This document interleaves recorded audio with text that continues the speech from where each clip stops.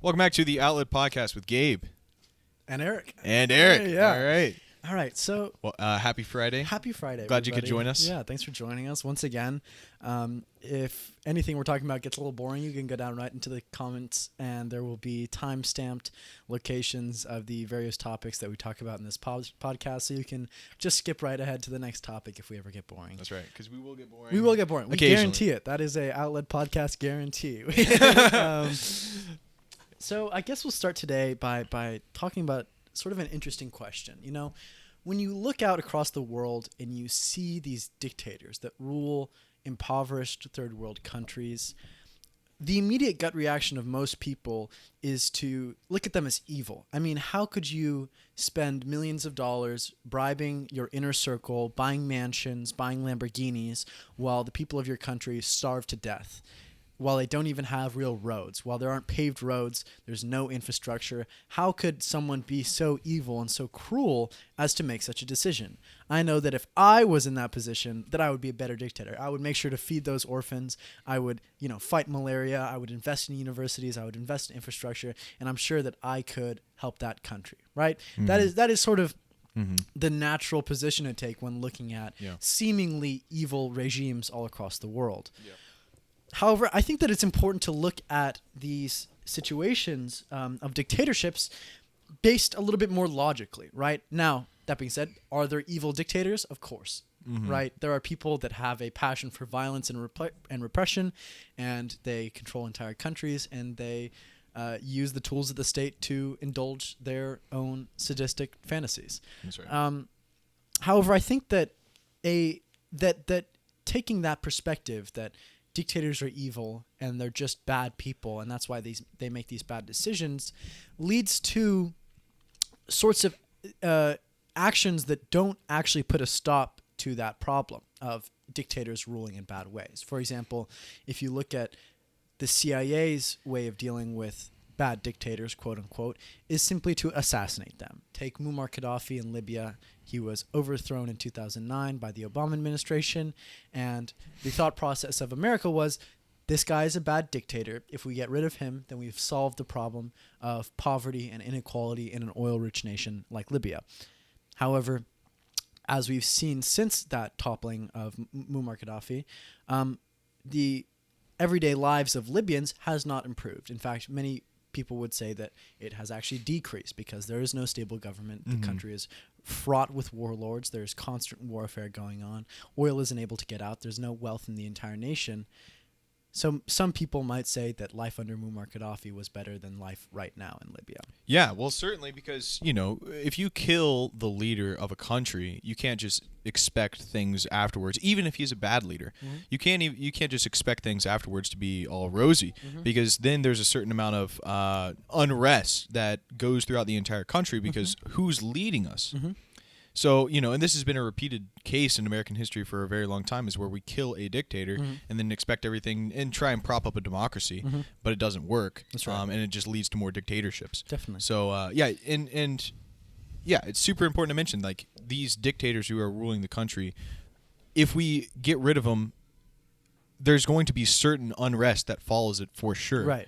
And not only the unrest that occurs after the toppling of a dictator, but the fact that the power structure that allowed that dictator to rule and remain in power remains untouched. That's right. So if you're going The system to get of rid power is the same. That's right. So if you want to improve the lives of the Libyans, right, then assassinating the dictator might not be the most efficacious way, right? The most efficacious way could be getting rid of the corruption within the society inherently, Right. before you get rid of the dictator. Right.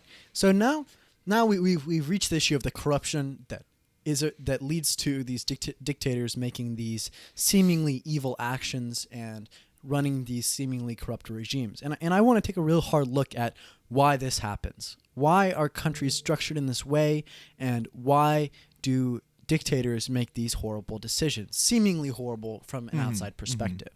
And in order to do this, I'm going to cite a video by CPG Gray called Rules for Rulers. It's a very good video. It's only 20 minutes long. I highly recommend that everybody go and check it out. Of course, once you're done listening to the podcast. but it lays out a foundation for how countries work, how the power of cycle works, and how that cycle of power leads to the seemingly bad decisions that we see dictators make. So the first rule that sets the foundation for this theory is that nobody rules alone. If you're a dictator, if you're a king, it's not you that's going out and paving streets. It's not you that's arresting criminals. Instead, it's people that are doing those things on your behalf. So the real power of a ruler comes from others acting on your behalf. The fact that you're able to command a general to do this, or you're able to command a bureaucrat to pass this law, or you're able to command a taxpayer to collect these taxes. That is where the power of a ruler stems from, is their ability to get others to do their bidding. Mm-hmm. Absolutely. Because, they can't oversee everything. They can oversee the enforcement of the law. Yeah, they can't build roads. Can't build roads. They can't police the streets. They can't Absolutely. do nearly as enough. They can't do enough needed to support their own power. And so the people that exert this power on behalf of a ruler are called keys to power. For example, a general that controls the military, or a set of generals that control that military. They are loyal to that ruler and act on the ruler's behalf and allow that ruler to take control of that military. So they are a key for that ruler to hold onto power. And, a ruler might also need bureaucrats, right? People that run government agencies, pass laws, change laws, pass regulation in order to uphold the rule of that ruler. You can also have, local leaders, local governors, local mayors, any sort of local representative that acts on behalf of the ruler, right? So these keys to power, the power players in a regime that allow a ruler to maintain power, are, as it is in the title, the keys to power. You need to have their loyalty and have control over them in order to rule this country. Yes. Without them, you are nothing. You are a person that calls yourself king, and you have no real power. Your power stems from the loyalty and control over these keys to power. That's right, because you couldn't be a dictator if you had no one that you could that you can order. Right. Right.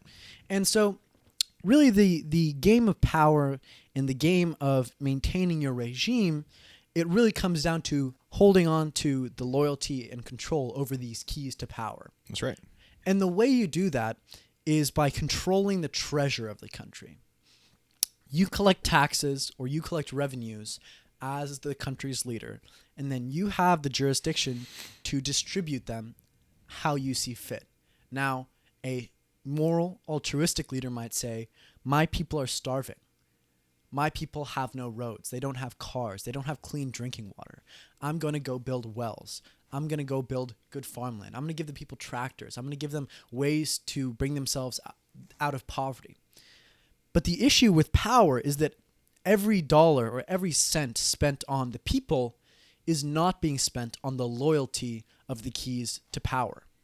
So when you spend $1 million building a road, you're not spending $1 million paying off generals and paying off bureaucrats and paying off local leaders. Because, okay, so you're saying that there are a limited amount of treasure, right? And in order for roads and infrastructure and things that help the poor get out of poverty, in order to have those things taken care of, you have to have the loyalty of the people who would do it. And so you have to allocate those resources in order to have your structure of loyalty within the keys to from the keys. But you also want to help the poor. So there's this balancing act of how much money do I give to generals and for loyalty, and how much do I actually give for improving things. Right. And I mean, this is a very important crux in the road for any ruler, right? When they decide how they want to spend their treasure, how they want to spend the money that the regime collects. Now, it's possible for a ruler who is truly moral and truly altruistic to take some of their own share of that treasure, right? The money that could be spent on their mansion or their cars, and spend it on the people, right? That doesn't ultimately hurt their foundation of power. You can take your salary and spend it on the people, and your power will still be intact. Yes. But once you start spending the money that would go to the keys and spend that on the people, now all of a sudden your rivals, the people that want to take your throne, can offer that money that's being spent on the people to the keys of power. They can say to these generals, listen, you see that millions of dollars are being spent on roads and on clean water and on infrastructure. If you support me and back me for the position in power, I'm going to give that money to you. I'm going to make sure that you get all that money. Now, all of a sudden, you're giving your rivals the ability to win over these keys to power that you rely on. So, Okay. so the more you spend money altruistically and morally, the further you chip away at the loyalty that allows you to maintain power, and the more people you push into the arms of your rivals that want to take your power. So my question is, so why wouldn't it be possible to have all the keys be altruistic in their way that they're spending the money given from the treasure? Why can't everyone be collectively united in the idea of helping the poor? Right. And that's because the same structure is repeated on one lower level. These generals have that position of power because they have keys to power themselves. Each general might have a dozen commanders that they need to keep happy in order to maintain their seat of power. And what they do with their money that they get from their regime might be just to bolster their own power. They bribe off their keys to power. And the same pattern is replicated at all these branches of government, right? Every bureaucrat in power has keys to power that they need to keep happy and they need to keep loyal in order to maintain their position of power. So the thing is, even if all these keys were altruistic and loyal and were dedicated to the cause of, helping the poor, helping the people, building infrastructure, they would be ousted in their own positions by rivals who would promise those keys to power a greater share of the profits. So the system is sort of repeated at every level of the state and every level of power, where those that allowed that person in power to maintain that power desire wealth for themselves in order to maintain their position of power. And so it creates this pyramid of power. And in order to maintain that house of cards, the person at the top needs to act unaltruistically, immorally, in order to maintain that position of power. Because if they start acting morally and start spending money on the people, they will get ousted. There will be a coup, and a new person will come in who sees the game that it is and is willing to put aside the happiness and the people essentially in order to maintain their own power. Okay. Because there's always going to be a rival that's willing to. There's always going to be a rival who will overthrow a person who is not giving money to them directly, or to the people who are below them. If a person gives money to the poor, they're not giving money to the keys, right? Exactly. And so the keys will overthrow the person who's above them. Exactly. So that, to me, that's a really good theory of explaining why we see such seemingly immoral, such seemingly evil regimes all across our world, right? When we see Saddam Hussein's Iraq and we see the regime gassing Kurds and taking the oil money made in the country and paying off wealthy politicians, we say that's horrible. It must be Saddam Hussein's fault, and we need to kill him, and we need to get rid of all the Baathists in the government, and everything will be fine. But as we've seen since the 2003 invasion of Iraq, is that the power structure in Iraq has not changed that much. I mean, after America invaded, we installed a quote-unquote democracy, and a Shia named Maliki was elected, and he became the prime minister of this government.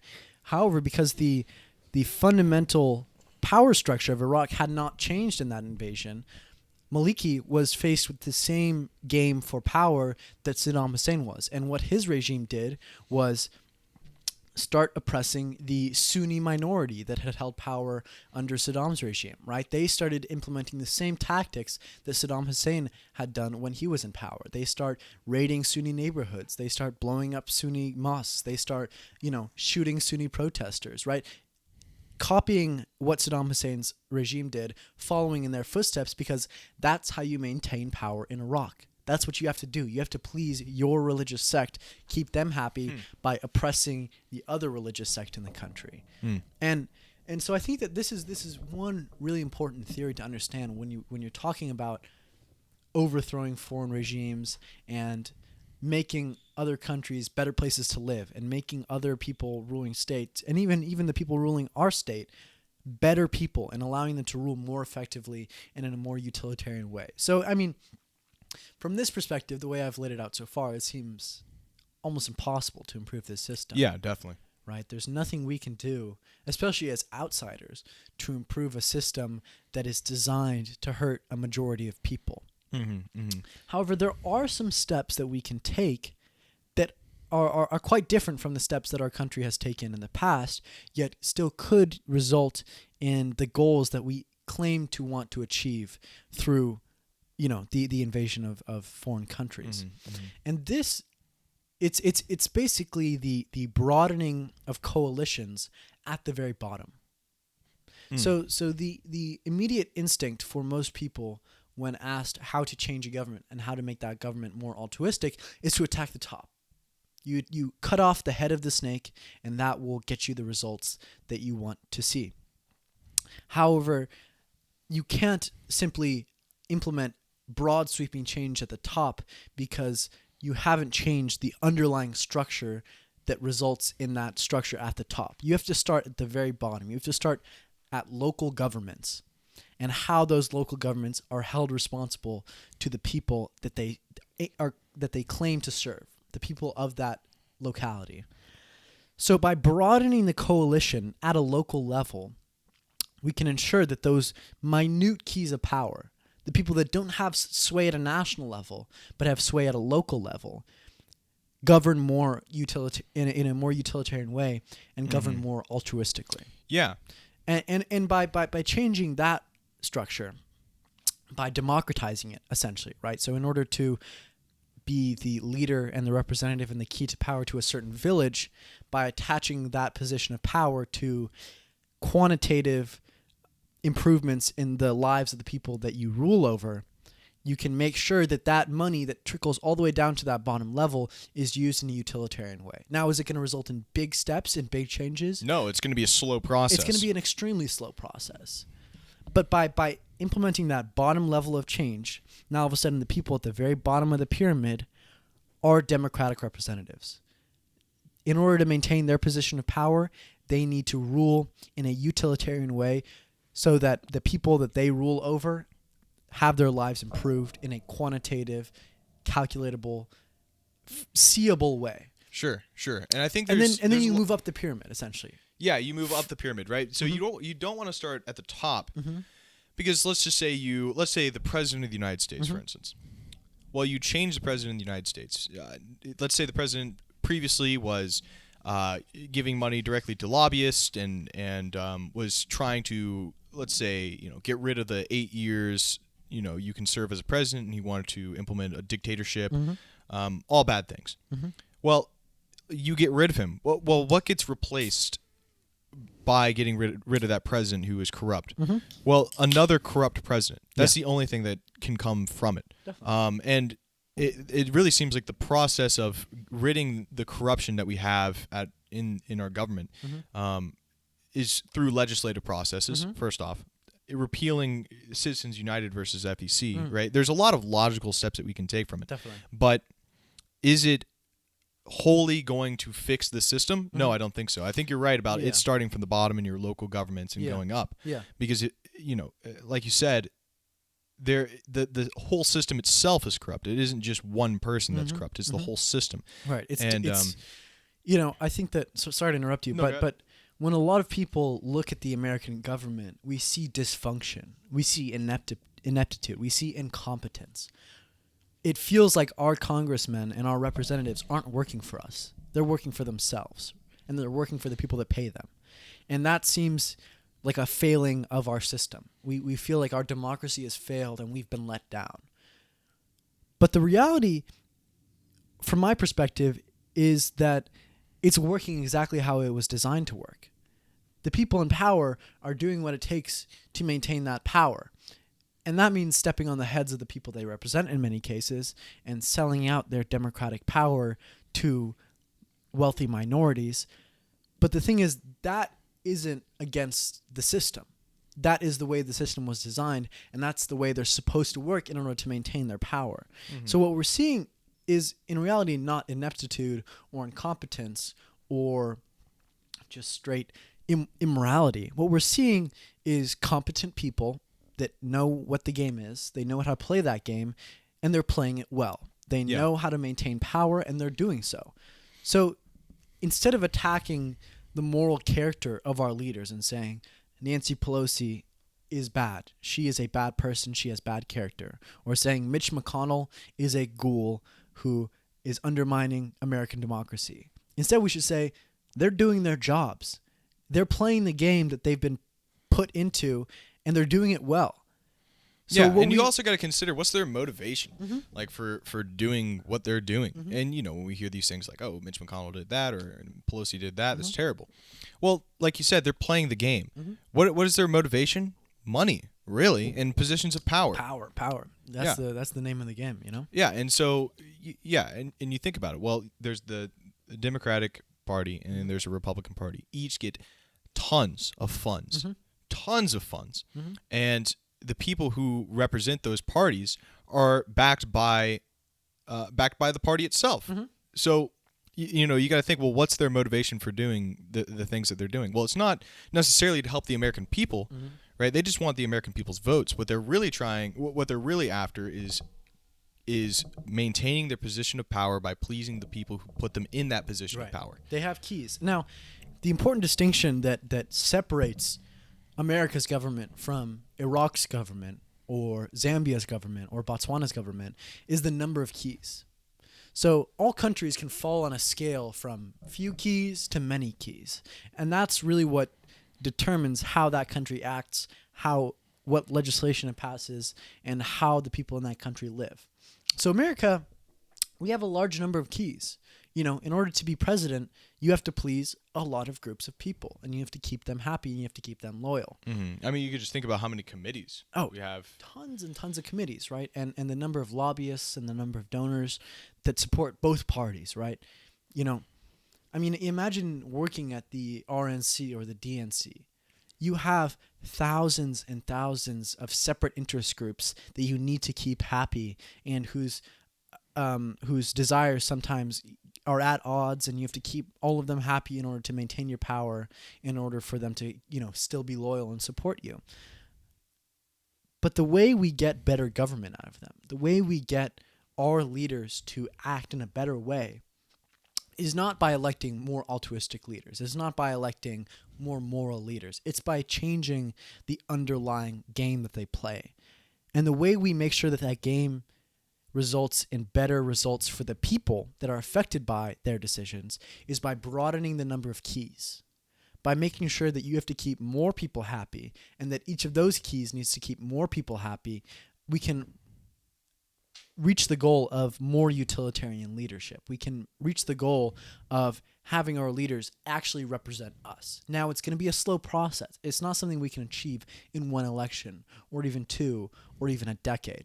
It's something that we need to constantly fight for and constantly aim to achieve, both at local, state, and national levels. We need to broaden the coalition it takes to maintain power until everybody in America is part of a coalition that is a key part in somebody's power. And that's the only way we're going to see our leaders making decisions that actually help the American people. Yeah, I definitely see that. And I feel like accountability is really what you're getting at, is that by having more keys, that means the president or the person who is running, who has control over the keys, is held accountable by all different interest groups of people that that he has to please. And so by broadening out the amount of people, the power of the person at the top he's reliant upon, it really allows for the interest of those coalitions, like you said, to be represented. Definitely. So yeah, I definitely see that.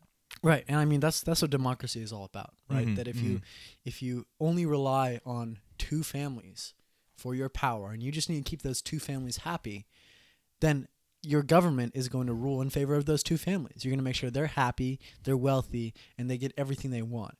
And everyone else that's affected by those decisions has no say in those decisions because they're not a key to power. It doesn't matter what the peasants in the villages think they or how have they're no affected. position. They have no position, and what they think and how they're affected has no sway on the decisions of the government. but instead by broadening that, even from 2 families to 100 families, which is still dictatorial and oligarchical, you're gonna get better governance. Yeah, well, okay. If I can Yeah. I can paint a picture real Go quick. ahead. Let's say there's a table, right? And it's an infinitely long table, but there's only a limited amount of chairs that people can sit at the table.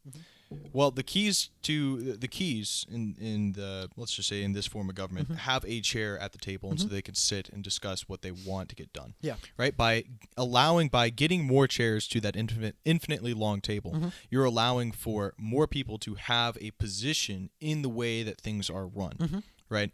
Now, I can see how there'd be some confusion about how equally distributed is that the interest of each people. So I mean, for instance, let's say there's some farmers who live in Mississippi who want a certain thing done about their land, but there's a large corporation that must use that land that will provide jobs or something. And so how do you weigh the interest of that small farmer in Mississippi versus the large corporation? Right. And so I see that as a possible point of confusion. Right. But by allowing more people to sit at the table, that means the person at the top has to consider the interests of more people to please Right. the entire group. Yeah, and an important thing to note here is that it's not just broadening the coalition at the very top. It's not just broadening the amount of people and the amount of interest groups that you need to keep happy in order to be president. It's broadening the coalition of every position of power. So that means both governmental positions. If you want to be a city councilor, you need to keep this broader group of people happy in order to maintain that position of power, but also private positions of power. If you're the head of a museum, you need to keep this broader coalition of people happy. Or if you're the CEO of a company, now all of a sudden, instead of just keeping stockholders happy, you need to keep everybody that's affected by your decisions happy.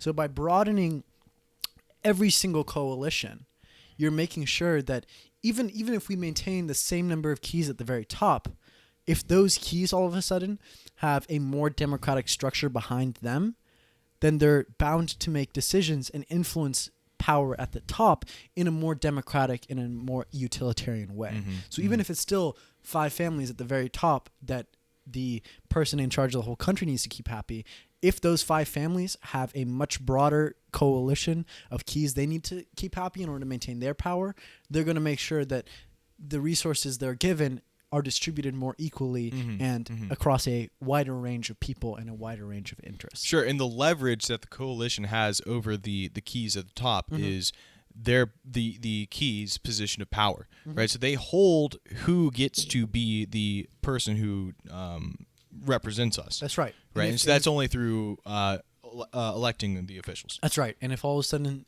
let's say you work at a company, right? And that company has had its positions of power broadened, and all of a sudden the board of directors not only has to keep the stockholders and the investors happy, but also the workers happy, and to some degree maybe even the customers that buy that product happy.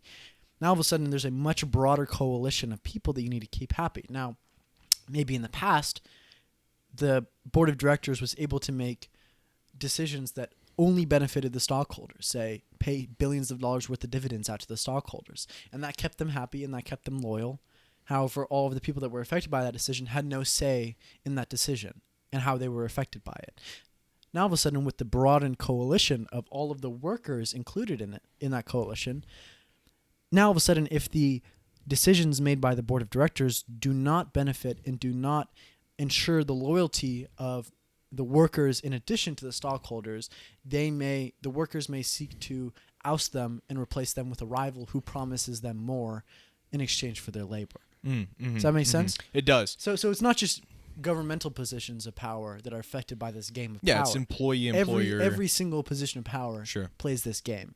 And so by broadening every coalition, we can make sure that decisions made by those in power are better. Yeah, so the underlying principle to this whole thing is that each individual has a responsibility for how they elect officials, right? That's their responsibility. Is,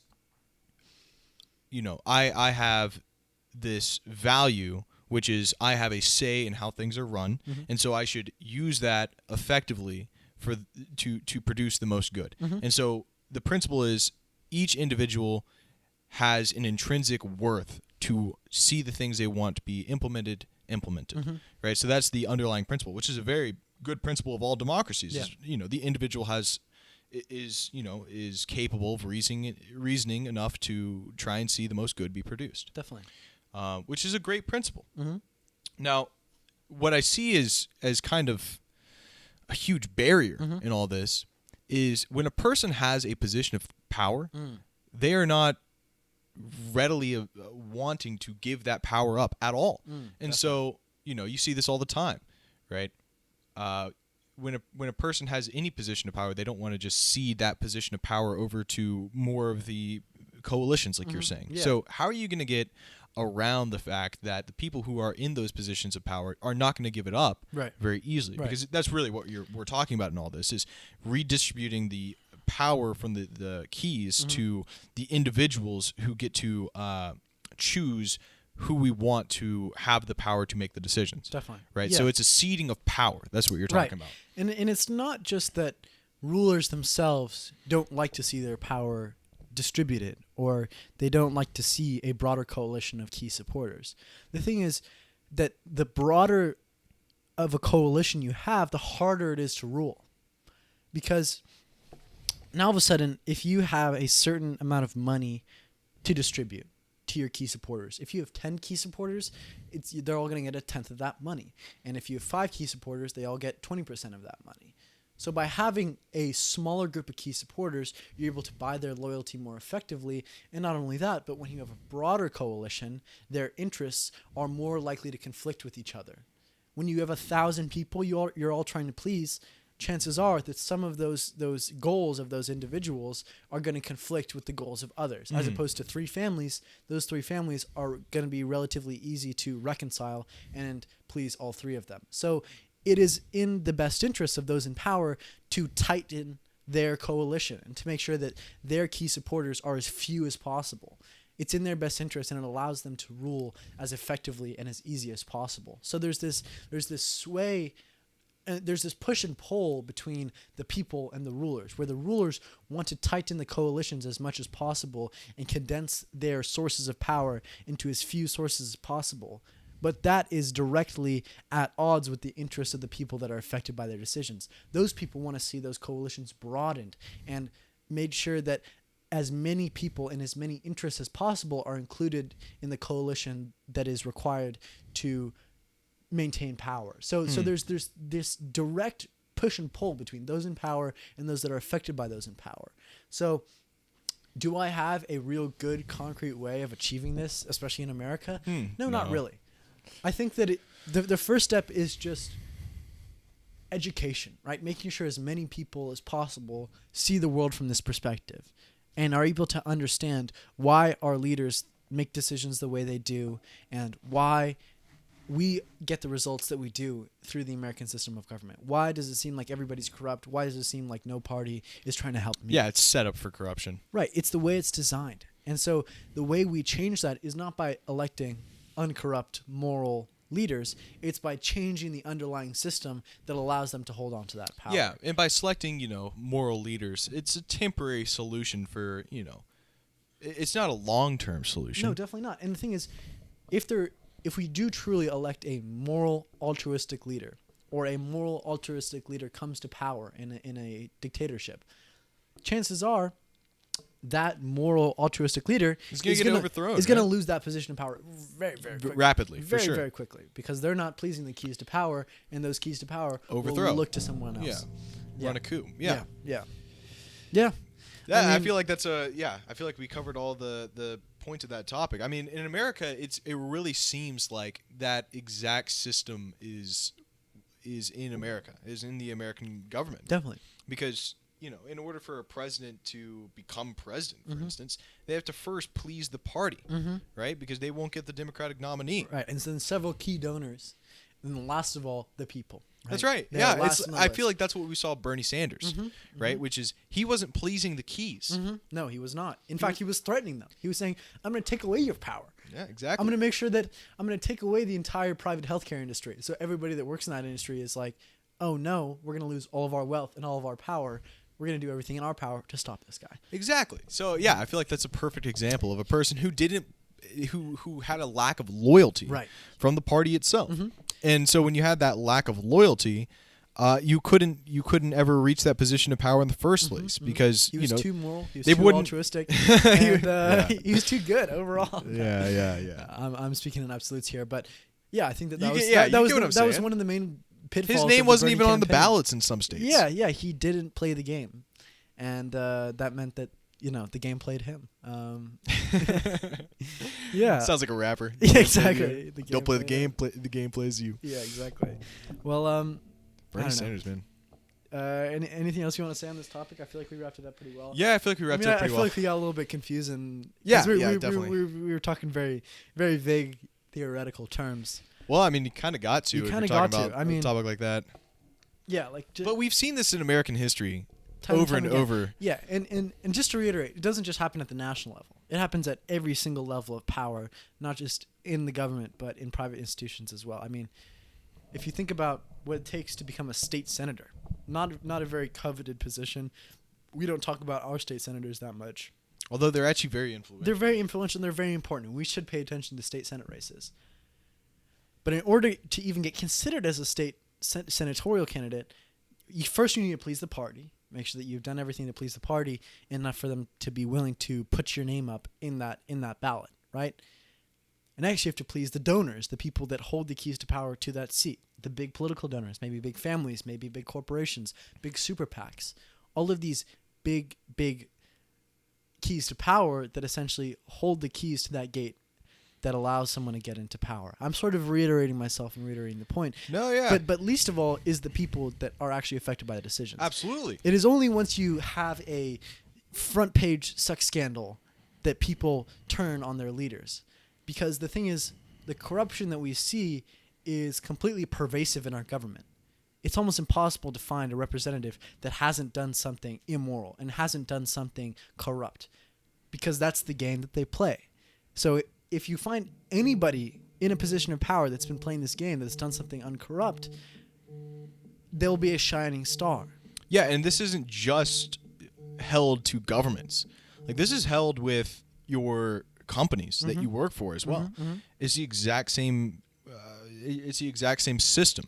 If you want to be the CEO of a Fortune 500 company, you have to play the game, and you're not trying to please your minimum wage workers at the job. Definitely not. That's not what you're trying, because there's no democracy there. There's no democracy. Those minimum wage workers have absolutely no say in who's at the top of who's the CEO of the company. Right. So the people who are working their way up the corporate ladder, to use an overused term, are trying to please those who are above them. Right, because that's how you work your way up. Is I have to please you, and you have to, and if I do, then I'll get a bonus and maybe a higher position of power in the company, and I'll work my way up to the top. Right. So, yeah, and once again, to reiterate it, those keys to power do not represent the people that are affected by the decisions. the majority, right? They are the minority, not the majority. So by broadening that coalition, we can make sure that our leaders make better decisions that impact everybody in a better way.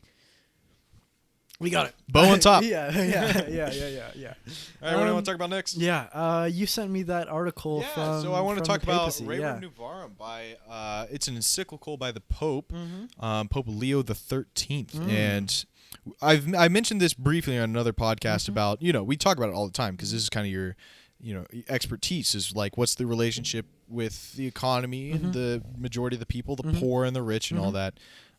So the first thing I wanted to talk about was really the relationship between the employer and the employee.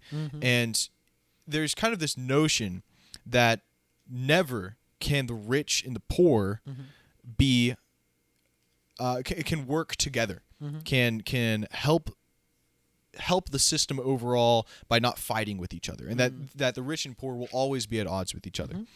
But I want to bring up another point, like, well, why can't they just work together? So in Catholicism, all people are united together through Jesus Christ, right? That's the idea of Catholicism. The reason why the priest says brothers and sisters is because we're united in a brotherly bond towards anchoring ourselves towards salvation, right? So we're all trying to work towards a common goal, which is doing what is pleasing to God, given through the scriptures, in order for us to reach salvation, right? So if the rich and the poor were united in Christianity, both would have the common goal of doing what is good and pleasing towards God, living according to the teachings of Jesus Christ. They would be anchored towards the same goal, so there would be no need for fighting, right? So what do you think about that? Do you think that rich and poor are always meant to be at odds with each other and they can't work together? Right. I mean, I think that to say never and to say everybody's bound to hate each other is a little bit too absolute for me. Have there been societies where the rich and poor get along fine? I'm sure there have. I can't name them and I can't think of them, but I'm sure somewhere in human history that has occurred. However, I think that the reason you see this pattern repeated across human history, across all human societies, is because of the fundamental relationship between the rich and the poor, those that have and those that have not. And that's and the fundamental relationship that I see is that the rich and their power and their wealth is based on the poor. They can't have that without the poor. That's right, because capital cannot do without labor. Right, and not just speaking in current capitalist terms, right? Egyptian pharaohs couldn't be pharaohs without millions of workers pulling blocks up the Nile and building pyramids. European kings could not be kings and wear crowns of gold without armies of serfs filling their armies, fighting their wars, and digging in their mines. Chinese emperors could not don clothes of gold and live in palaces the size of cities without an army of peasants that work and build those walls and weave that silk and do everything for them. So that to me is the fundamental relationship between those that have and those that have not, is that those that have because of the work and the labor of those that have not throughout every human society ever since the agricultural revolution.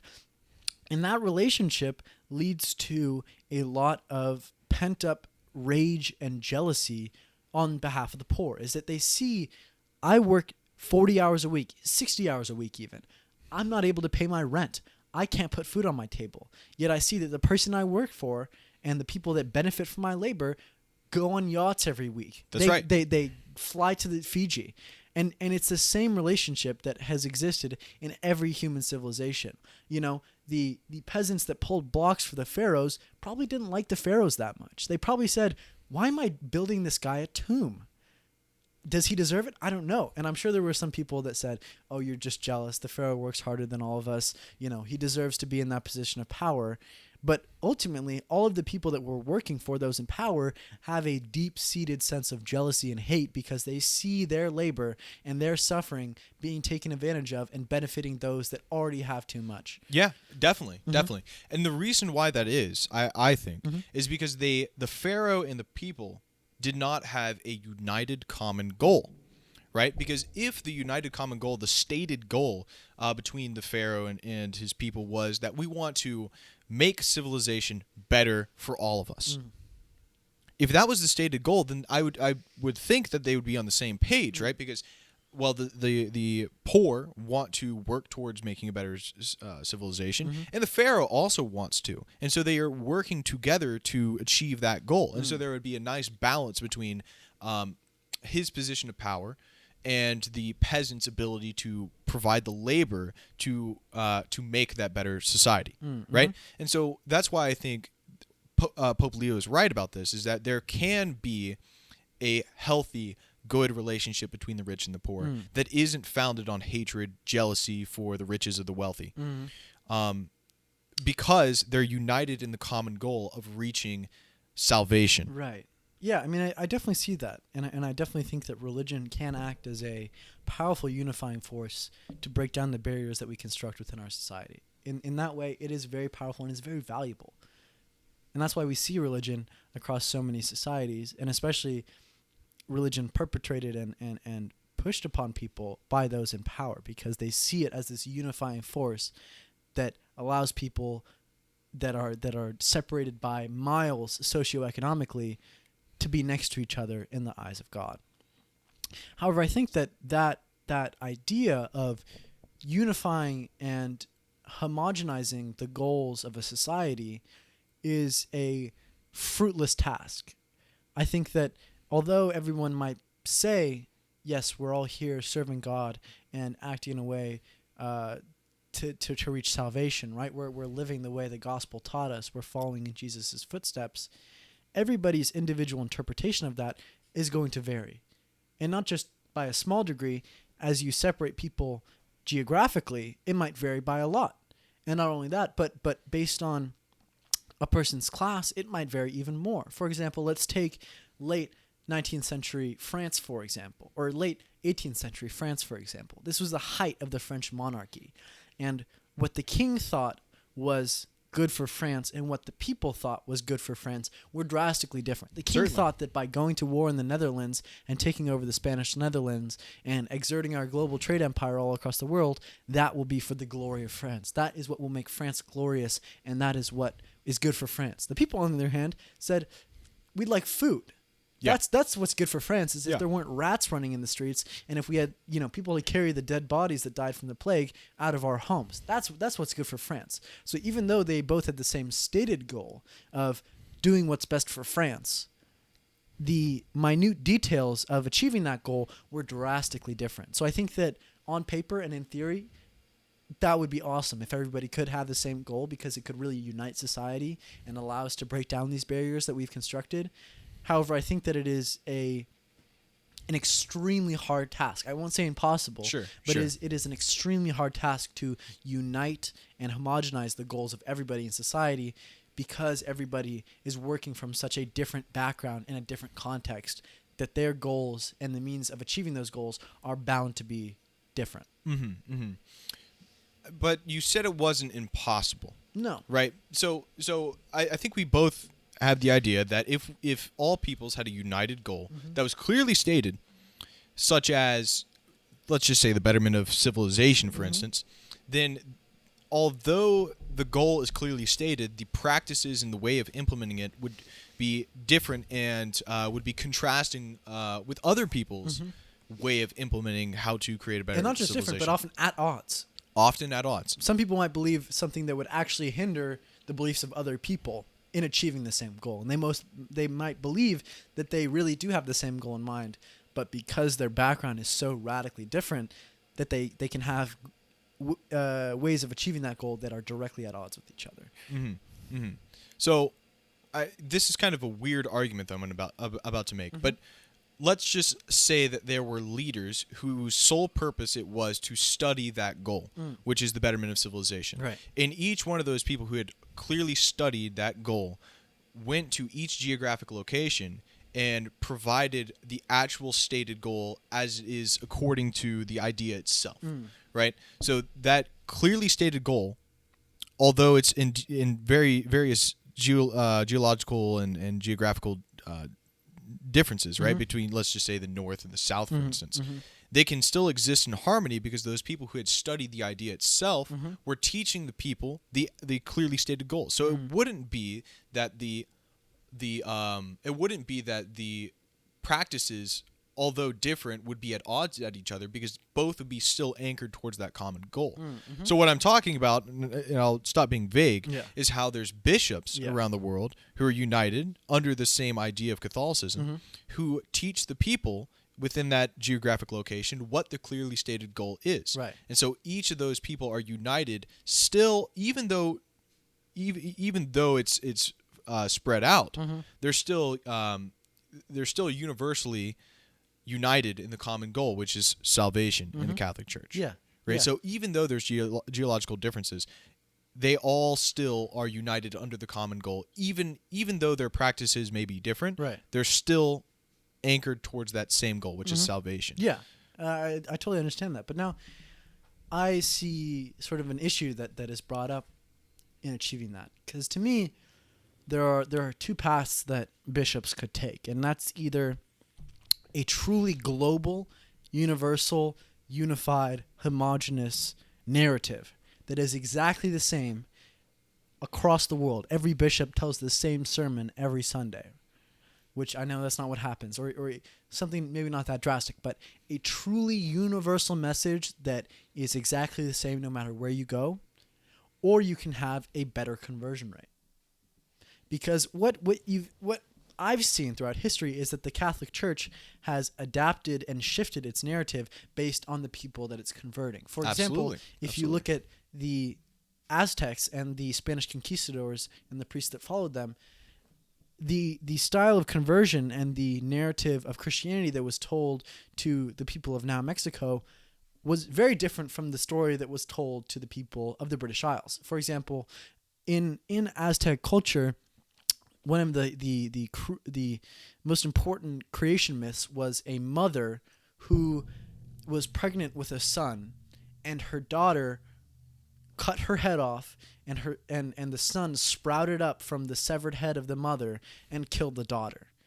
Now, that's drastically different from the story of the Virgin Mary and the Immaculate Conception. Drastically different. Definitely. However, if you look at the way Catholic priests taught Christianity to the people of Mexico, they tried to align it as much as possible with that native religion, which had a powerful mother figure who gave birth to a son that was the Redeemer of the world. Yes. Which is why you see the Virgin Mary as such a powerful figure in Mexico and Latin America. To this day. To this day. The Virgin of Guadalupe is on every candle in Mexico. Yeah. And that is a direct result of the native religion of the Aztecs and the gentle shifting of the Catholic narrative in order to achieve a better conversion rate, and essentially for the people of Mexico to swallow the pill of Christianity a lot easier because it was close to what they already knew. Absolutely. So to me, those things are directly at odds. Yeah, because you can either convert all peoples and you can make sure that everybody's a Catholic, or you can have much less people convert by having a strict, unified interpretation of Catholicism, which I feel like they might not be completely at odds, but if you have regional distinctions within bishops and within various churches, they are inherently not unified globally. There is inherently a regional distinction between those various bishops and those various churches. That's right. So that's why the Catholic Church has a clearly stated doctrine called canon law, where all the beliefs of the Catholic Church are clearly stated, right? And so anyone who calls himself Catholic has to believe canon law, right? And so that's the cement to where the house can be built up upon. Yep. Now you're 100% right about how the teachings of Jesus Christ in Mexico differ from the teachings of Jesus Christ in, let's say, medieval Europe, for instance, right? And that's because the way that you can convert the people differs on what they already know. Right. You want to give them a narrative that's as close to what they already believe as possible, so that they'll be more readily converting. Yeah. Right. And so you're absolutely right about that. And so the question becomes, how much can we try and align the Catholic Church's teachings with the people in order for their conversion, and how much do we have to stay true to the original doctrine, right? So the actual answer is you have to be 100% true to the original doctrine, and nothing can change, because then the religion itself is completely thrown out, because then it's just changing over time and nothing's actually true. So you can't have that. But the way that it's presented to the people can change, can differ, right? Because, like you said, not all bishops' sermons on Sunday are exactly the same, right? And so, and each are according to the population that it's in already. So yes, absolutely. But the answer is, while there are different ways of preaching the gospel, they're still united, and they still have that cement, the foundation, which is the doctrine that's already been laid down. So I want to talk about something else as well. Yeah, go ahead. So, and this is pertaining to capitalism. So in Rerum Novarum by Leo the 13th, he states total socialism is wrong because private property is a fundamental human right, that all people desire to have private property, and the abolition of private property would get rid of the striving for providing for your family, because all that you have is now the communities, and you can't give anything to your family. But I want to talk about capitalism and one of his ideas on capitalism. So liberal capitalism is the belief that I can have as much private property as I want, and I can, and all the means of acquiring that private property is moral, and the only there are no barriers in my way from treating my workers unfairly, using my capital to produce more capital in an unfair manner, right? All those bad things. Right. So bribing officials, taking sure. advantage of lax labor laws overseas. There's child labor, right? There's a myriad of ways you can make more money. Exactly, with money. and all of them are wrong. Right. So all of them are right. Right. Oh yeah, all of them are right. All of them are right in the eyes of under capitalism. Liberal capitalism. Under liberal capitalism, not right in the Catholic Church's ideas, in the scope of not scope, but just in the Catholic Church. Yeah. Right. So one part of capitalism is that there are no moral constraints. Right. That the money that I can make is unlimited, and it should be unlimited because that's just the way things are. Right. And I shouldn't have to be using the money that I have made and giving it back to people because that's now my money and I worked for it, and there's no moral constraints that I have, right? So the individual, when they're not connected to a community of people, has the ability to use their capital and labor that they have to make as much money as they want, right? And so when the individual is now part of a community of people like they are in Catholicism, then now their moral constraints there are moral constraints now put on the capitalist who wants to go make more and more money. So if while private property is great, if the capitalist who wants to make unlimited money is now the community is reliant upon him, the capitalists won't use their money in an unfair way, right? Does that make sense? Kind of, but could you elaborate on it a little bit more and speak in more concrete terms? We're talking in more concrete. We're talking in categories instead of I'll be more concrete. So I'll give you an example. So let's say there's a capitalist who now has a large sum of money. Yeah. Let's say they have $50,000, right? And now they're going to use that $50,000 in all the ways that they want to make that more money. Now they want child labor, they want to bribe officials, and they want to do let's just say those two things. They want child labor and they want to bribe officials. If they aren't beholden to the community of people, then they are allowed to do that because they have no accountability. There's no person who's saying that you can't use child labor. And so it's necessary for that capitalist to be beholden to a community of people like Catholicism in order for them not to use child labor and not to bribe officials. Right? So if Catholicism was, if all people were unified in Catholicism, then those moral constraints that are placed on those people, such as not using child labor, would be in place, right? And so the capitalist couldn't just use all the means to make more money. Right. So the ostracization of the community would incentivize the capitalist to not cross these moral barriers. That's right. Right. Yeah, I mean, it makes a lot of sense. And I think that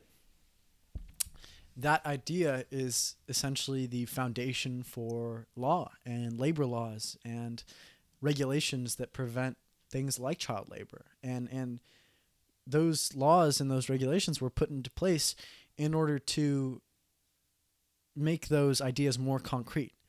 That not only will you be ostracized by your community, but you will face severe restrictions on your personal freedom. You might get fined, you might get thrown in jail, you might get all these things happen to you, right? To further disincentivize a capitalist or a person in power from crossing these moral lines that we as a society agree should not be crossed. So I think that it's awesome. Yeah, it's awesome. Yeah, that we as a community should have moral lines, and we should make sure that people within our community do not cross those lines. And we have that to a certain extent in America. To a certain extent. However, the real issue that I see is that we're not all one community. Even if everybody in America was a Catholic and went to church, we wouldn't all go to the same church. And a person in Las Vegas would not be able to ostracize a person that lives in Nebraska.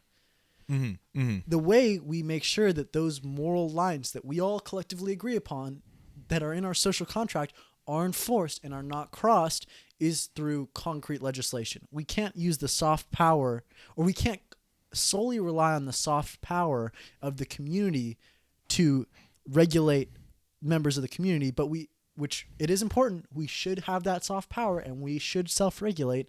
However, there are always failures in that regulation. There are always people that slip under the radar, and there are almost certainly communities of a group of people that all commit a certain sin, Certainly. that all cross a certain line and don't enforce it because they're all benefiting from it. Mm-hmm. And in order to ensure that that doesn't happen, we need to have hard power that backs up these moral lines. We need to physically incentivize people not to cross these lines. We say, if you employ children in your sweatshop, you'll go to jail. Mm-hmm. If you bribe an official, you'll go to jail. That's right. You'll go to jail. But the Catholic framework is, if you bribe officials and if you use child labor, you'll go to hell. Oh, that's even better than jail. Yeah, exactly. Yeah. And so it's that's why Catholicism would unite the people to a common end, which is salvation, and all people would be doing to others as they would want to be done to themselves. All right, so I want to talk. Yeah, go ahead. Bring in one more example. So, do we see that in all Catholic societies? Not all Catholic societies, but truly all like everybody in the society is a Catholic, goes to church 3 times a week, goes to mass all the time. Everybody is a true Catholic. Do you see that sort of action, or is corruption and the desire for power sort of an unstoppable desire in humans, and it requires people outside of the individual to stem and to suppress that desire? Because to me, I look at medieval Europe, everybody's Catholic. It was before the Protestant Reformation. Take France, for example. Really Catholic. They had corrupt officials. And not just that, they had corrupt clergymen. Yeah, people that clergy, worked for the definitely. church, that were supposedly the representatives of God, that were taking money, taking bribes, selling indulgences. Sure.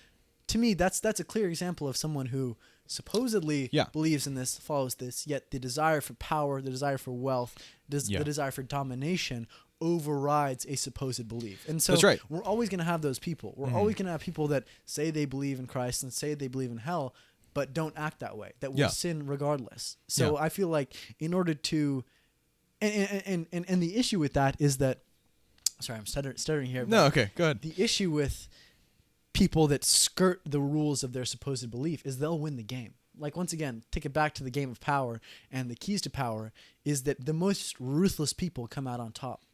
And when violence is the game, it attracts the most violent people. And when the game is corruption, it attracts the most corrupt people. And the most corrupt people win that game. Yeah. So if you trust that everybody believes in these moral rules and everybody's following them, the 5% of people that don't are going to come out on top because they're willing to do the most ruthless things. They're going to be willing to do the most sinful things. They're going to be willing to do the most immoral things to get out on top.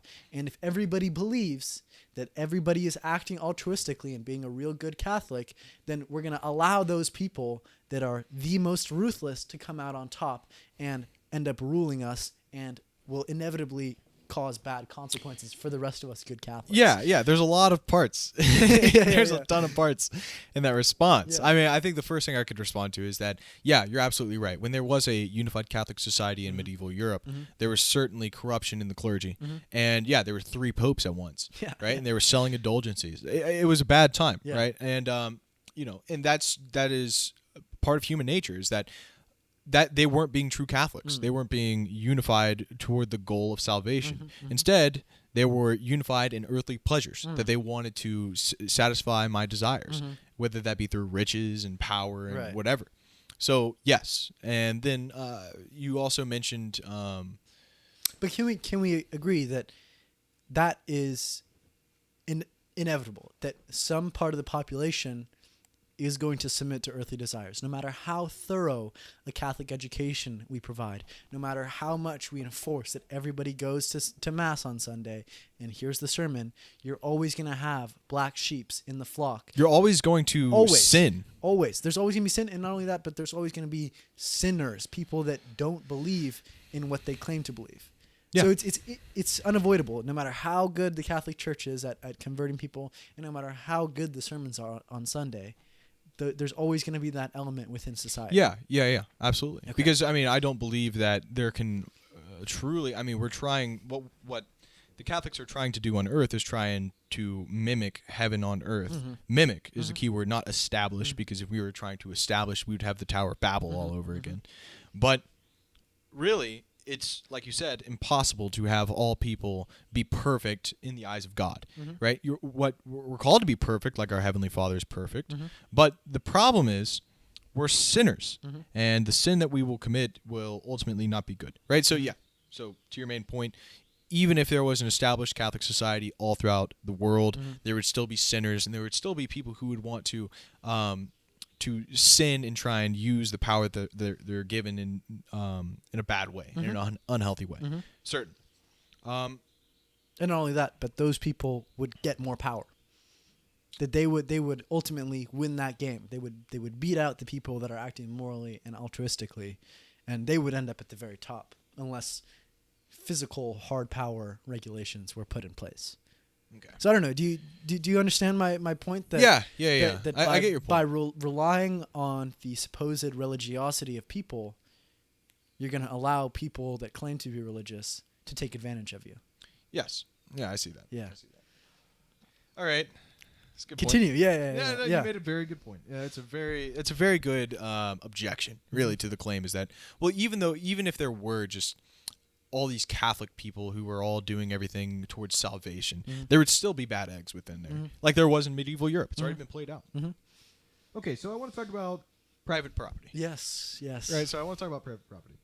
So the reason why someone endeavors to work is for obtaining property, right? Can you say that? I would say it's to be happy.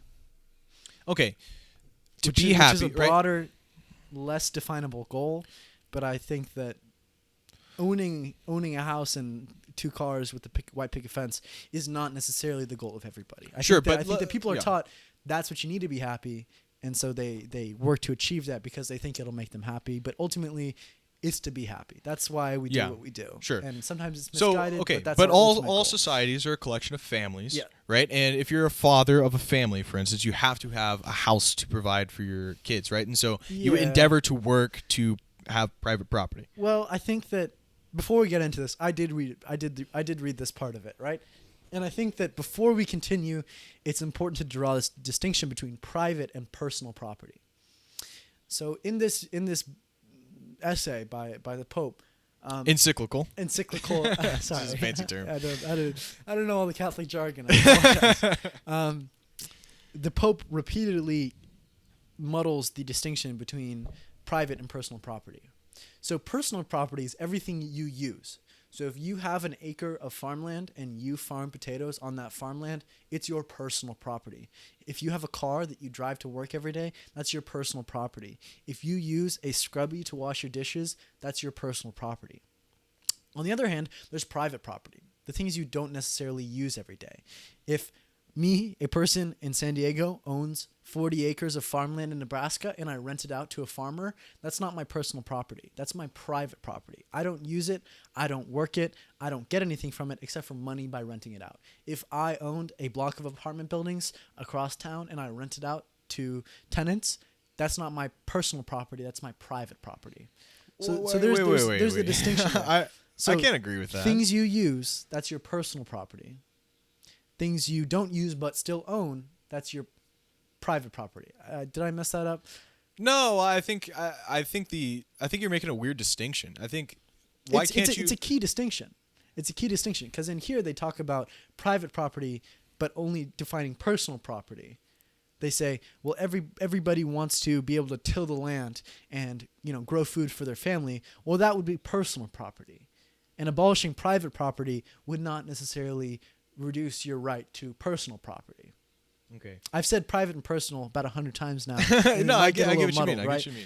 But so these cars you guys own out here in the driveway, that's your personal property. That's my you guys personal. drive the kids around in those cars every day. Now, if you had a car that you were renting out to a friend that lived in Mira Mesa, you That's didn't drive private it. property. You just collected rent off of it. That's private property. Okay. If you don't use it but you still own it, that's private. So if we got rid, If you use it, then it's personal. So if we got rid of me lending my car out to another person in exchange for some money, then And you that started driving it again, then it becomes personal. personal. Again. Okay. So, but if I stopped, if I stopped owning a condo and I stopped renting out the apartments in the condo itself, Yeah. the condominiums, Yeah. right?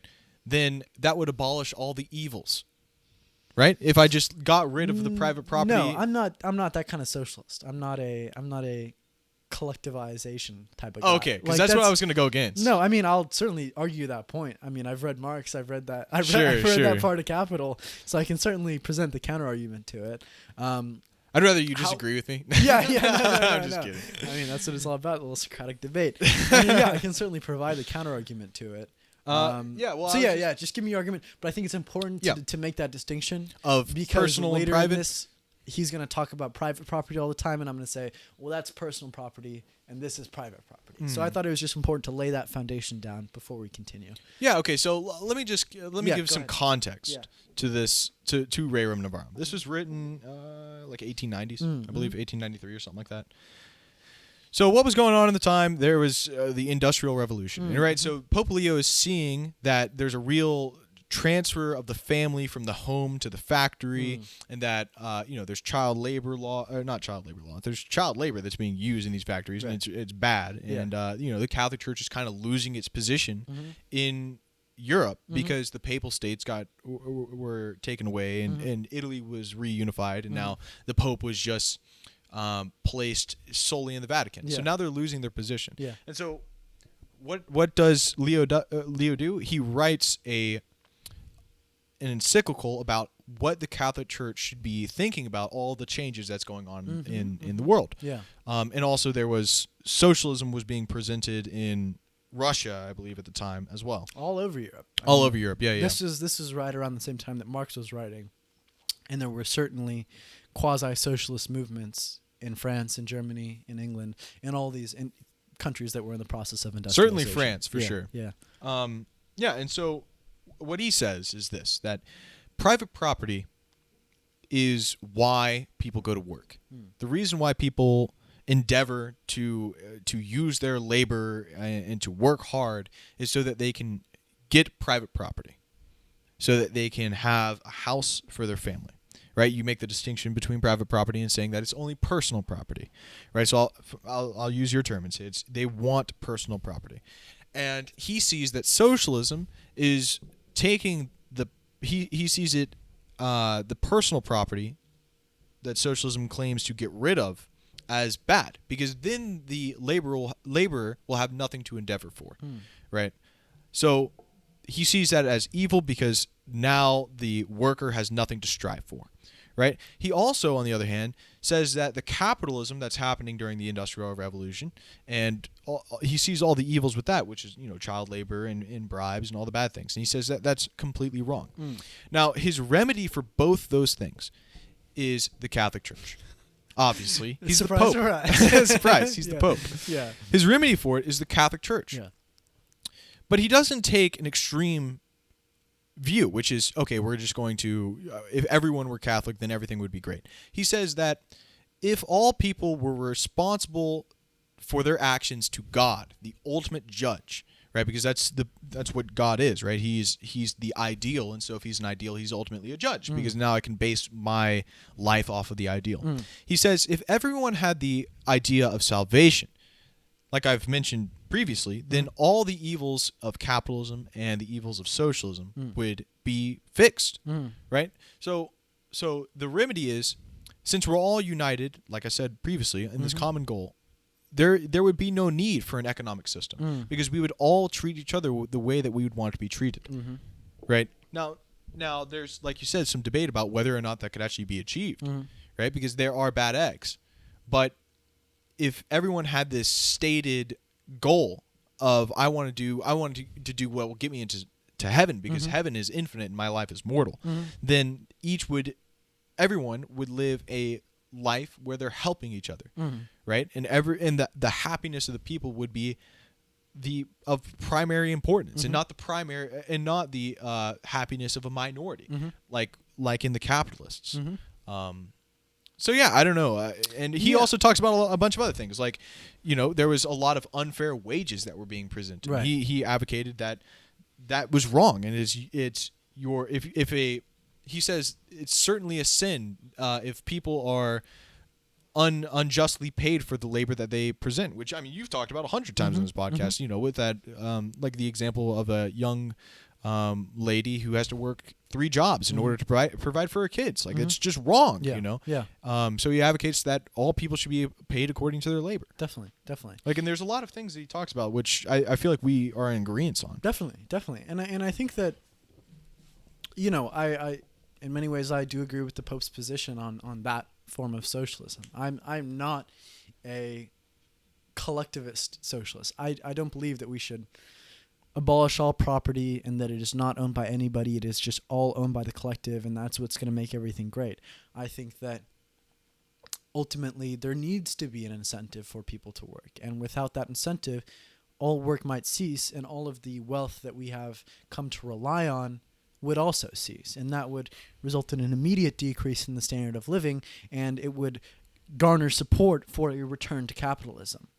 So by abolishing the incentive for people to work, you might immediately jeopardize the socialist revolution. However, I think that when it comes to the abolishment of private property and the abolishment of personal property, that can be implemented on a small scale. I don't think that we can abolish all property nationally, right? Say all apartments are owned by the National Apartment Council and they're distributed equally based on someone's quote-unquote needs. I think that would be a bureaucratic nightmare and wouldn't result in the best for society. It wouldn't result in the best results for all people that live in apartments. However, I do think that we would be able to model small communities after the model that we existed in for over 1 million years, which was no private property, personal property, but no private property. And once again, I want to take you back to a hunter-gatherer band that lives in sub-Saharan Africa, and it's a group of 50 to 100 people that all live together, they navigate together, they're nomads, they go from place to place, maybe spend one season in this area by the watering hole to get water, then they might follow a herd of herbivores to this different place in another season. Just setting the scene, right? Mm-hmm. Now, in this group, there are no families. The way we think of as families and the way the Pope talks about families and this nuclear family, a mother, father, and their kids. Mother, father, and kids, and that's it, and that's the base structure of society. That's not really the way this tribe works. Instead, there are mothers and there are fathers and there are children, and there's some of them that are very close. There are certain mothers and fathers that only sleep with each other, and they have their set of children and they raise that set of children. Others are less nuclear. There might be mothers that have children with multiple fathers. There might be fathers that have children with multiple mothers. However, as a whole, the group takes care of its children as a whole, and they raise the children as a whole. Every father takes the role of a father figure. In fact, every man takes the role of a father figure, and every woman takes the role of a mother figure in some way. Even if they don't have children themselves, they are responsible in a certain way for raising these children, because that is their family, that is the tribe, and that is the next generation.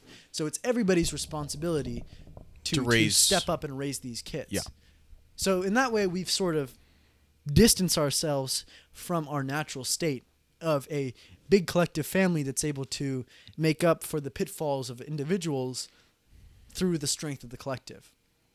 If your father is not a great hunter, but he's really good at knowing where to find berries, you're able to be raised with both skills, because not only are you taught and raised by your father who's good at finding berries, but also the other father who's really good at hunting.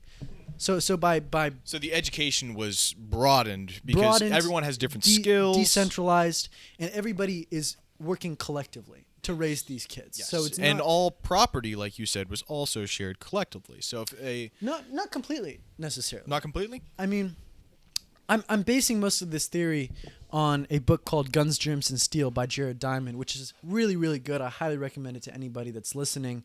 It's basically a book that goes through why European civilization came out on top of others, why it was the Spaniards colonizing the Incans and not the other way around. Yeah, it certainly wasn't because they were smarter. No, definitely not. Yeah, which is kind of like a false notion that's propagated by white supremacists that Yeah. makes them look real good.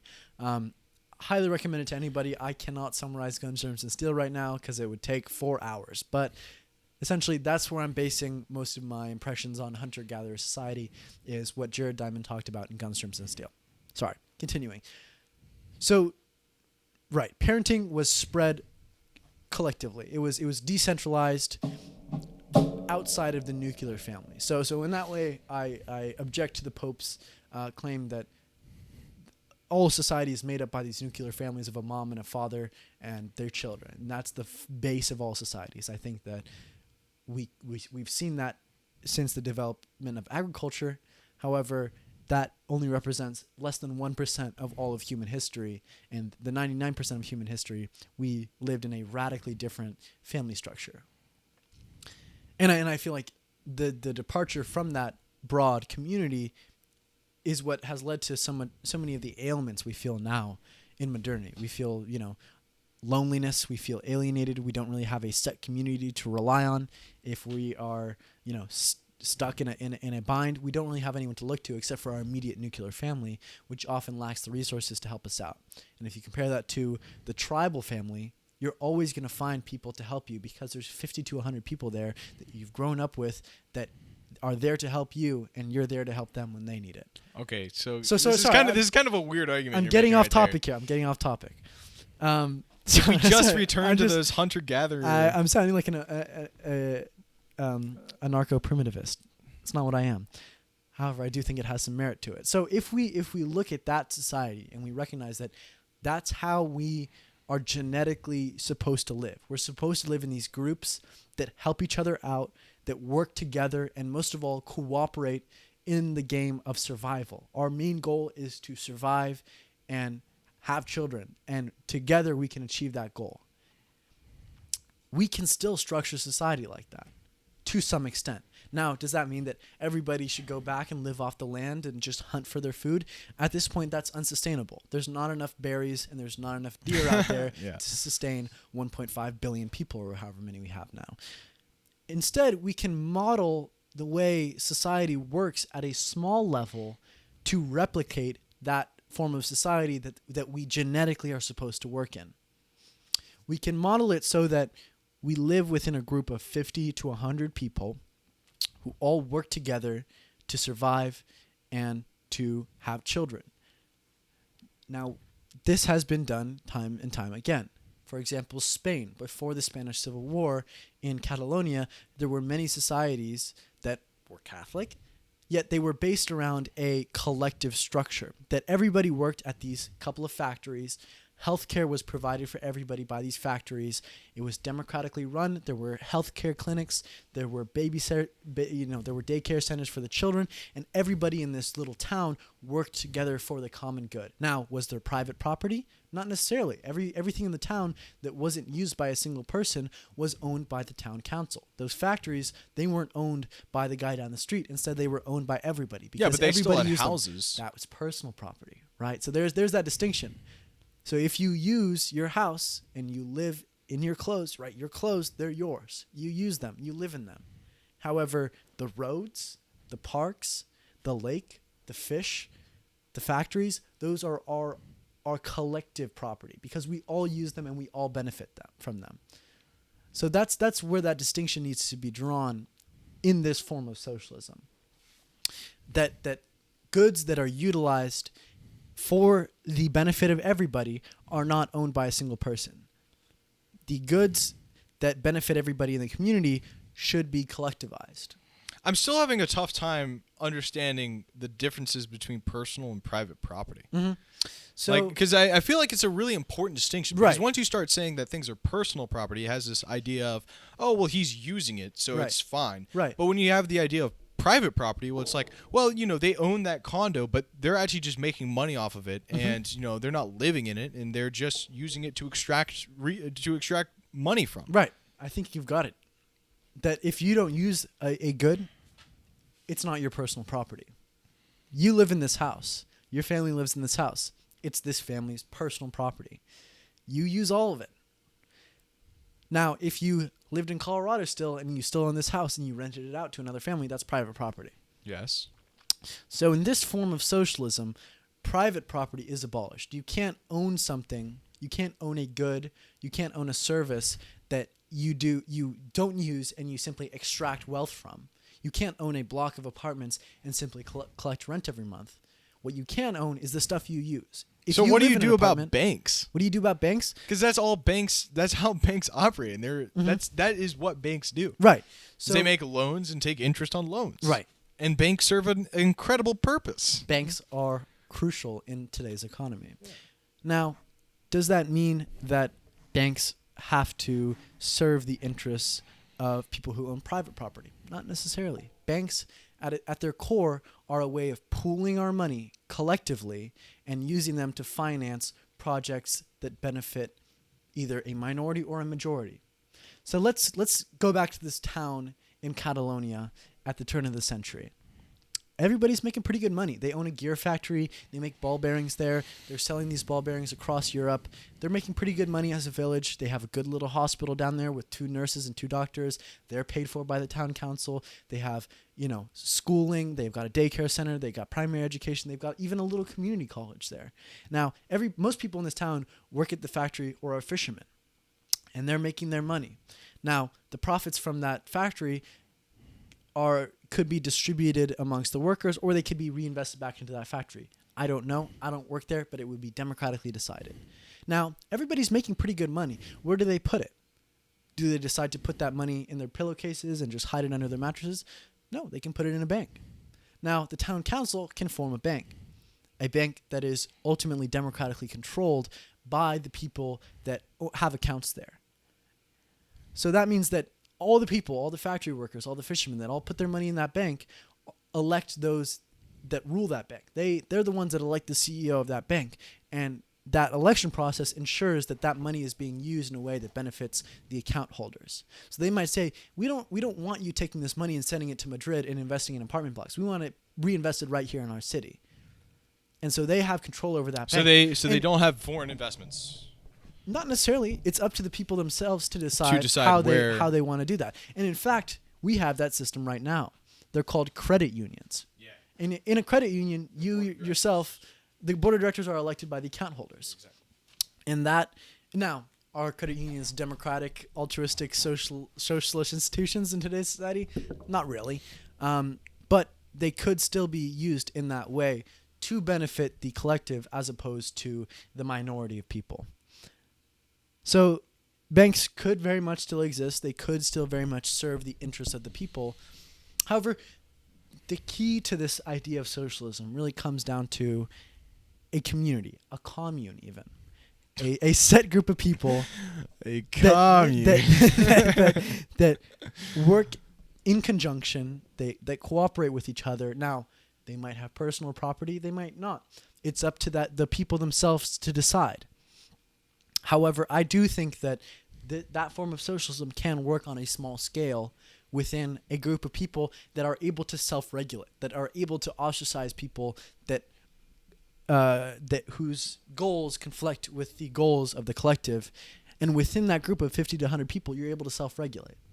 Because you're able to keep track of everybody, you're able to gossip, and you're able to ostracize those that come to harm the group. Now, if you're talking about a commune that's the size of LA, with everybody in LA part of this commune and owning things collectively, now all of a sudden that doesn't work. Now all of a sudden you need structure and you need representatives in order to regulate the flow of goods and the flow of labor within that large commune, because you aren't able to self-regulate. I am not able to make sure that the person across town is doing what's best for me. However, in that small village in Catalonia, that can happen. Yeah, because they're more homogenous. Maybe homogenous. Maybe just that the fact that it closely resembles the tribal structure that we're used to. You know. Yeah, it's definitely possible. But they were united under Catholicism. Right, they're all Catholics, and they're all went to mass every Sunday, and the priest was a vital part of that community that held everybody together. It's crucial, right? Yeah. However, I think that, I don't know. We really got off track here. We did get off track, I think it's an important topic. Yeah, but right? Because that structure of society in Spain, in Catalonia, was a good structure, and it worked. And it worked for a long time now. And it worked for the majority of the population too. It wasn't just benefiting a small minority of the population. Yeah, it worked. It has been done. It can be done again. Now, coming back to the idea of Catholicism as a uniting banner that would help us achieve this goal, I think that in many ways, yes, a unified, homogenous religious idea amongst all people would help break down barriers between various groups of people and unite people across national boundaries, across class boundaries, and across ethnic boundaries. However, I think that those distinctions, those regional distinctions, those class distinctions, and those ethnic distinctions tend to flare up. It's impossible. I won't say impossible. It seems impossible from my perspective to take everybody on the planet and put them under one umbrella, and we all hold sisters like the brothers and sisters we are, and we all just hold hands and sing Kumbaya. That would be great. That's not what I'm advocating for. No, I'm not, and I'm not saying you are. Sure. I'm just saying that being united in thought is great, and it is a worthy goal. However, that soft power of all believing in the same thing often comes at odds with the hard power of power and the structure of power and how that power is held. Yeah. So people in one area might see a gap in the structure of power and see an opportunity for seizing more power for themselves.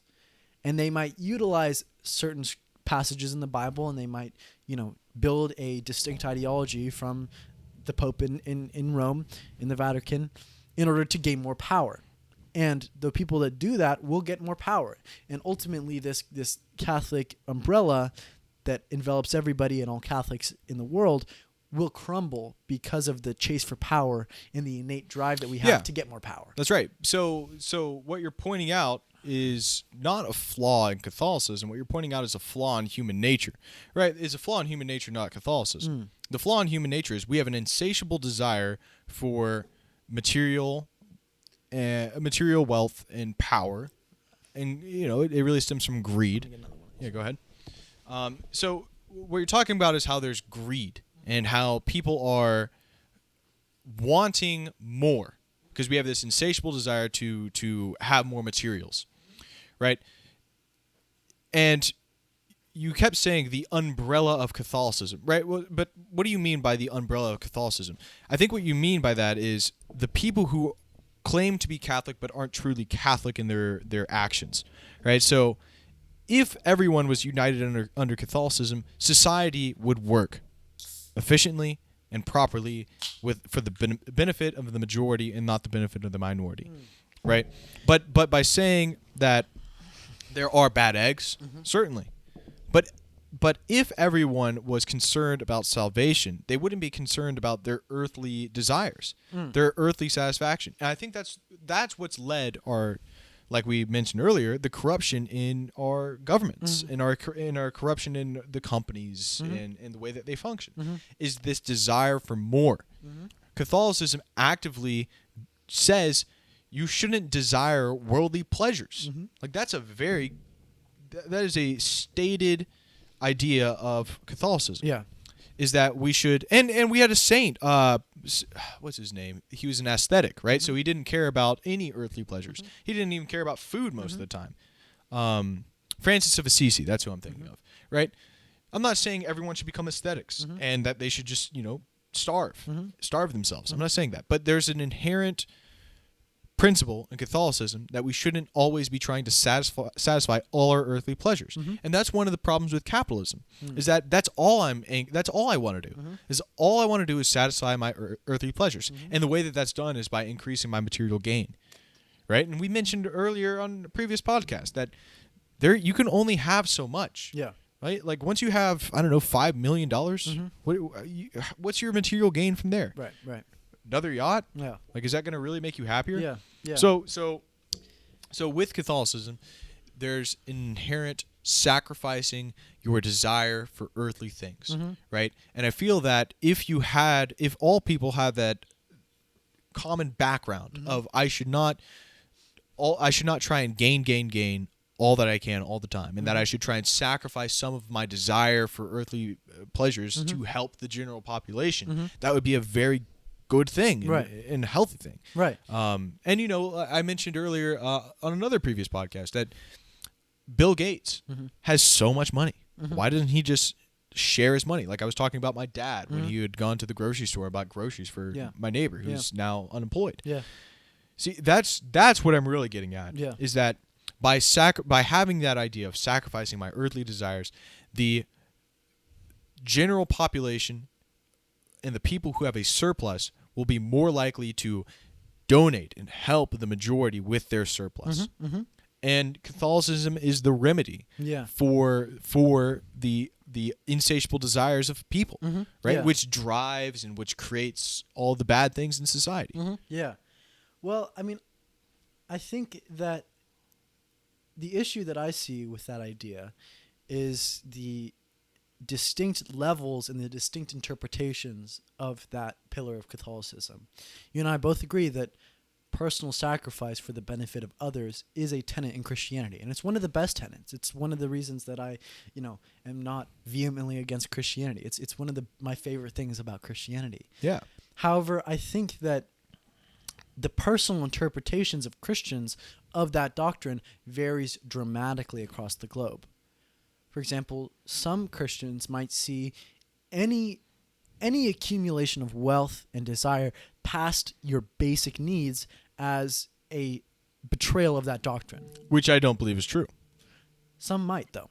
Some might say, you have food on your table, you have a roof over your head, you don't need a second car. Take that money and give it to the poor. And if you're not doing that, you're being, I don't know what exactly the sin is attached to the betrayal of that ideal. However, you're betraying that ideal. You're sin of gluttony, right? You're being gluttonous. You don't need two cars. You only need one.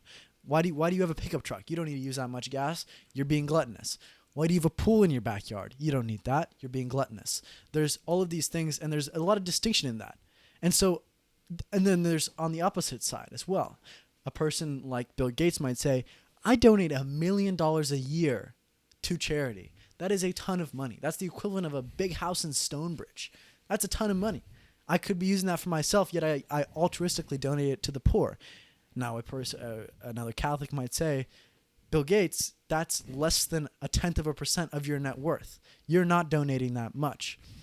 So I think that although we can agree that it's a great principle, it is hard to enforce because a person is going to inevitably interpret that principle to the degree at which they want.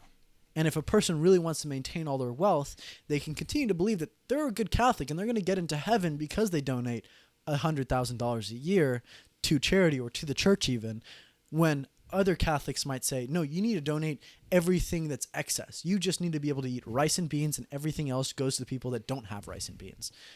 So to me, we can all claim to embody that doctrine, and we can all claim to subscribe to it, yet we're inevitably going to interpret it to our own degree, and we're going to interpret it in a way that benefits ourselves the most materially. Maybe not even consciously. Maybe the person that it is only donating a tiny, tiny percentage genuinely believes that they are a true Catholic and they're going to get into heaven when they die. Yet other more strict Catholics might say, no, you're not embodying that. You are acting gluttonously because you have a nice car. You don't need that nice car. You can buy a shitty car and give the rest to charity. So to me, if everybody embodies that ideal and subscribes to that ideal, we might not reach the goal as effectively as we might think we might, if that makes sense. Yeah. Well, I think I think the argument that you're making is basically based on variety. Since there's so many varieties of that principle, which is that when you have excess, you should donate your excess.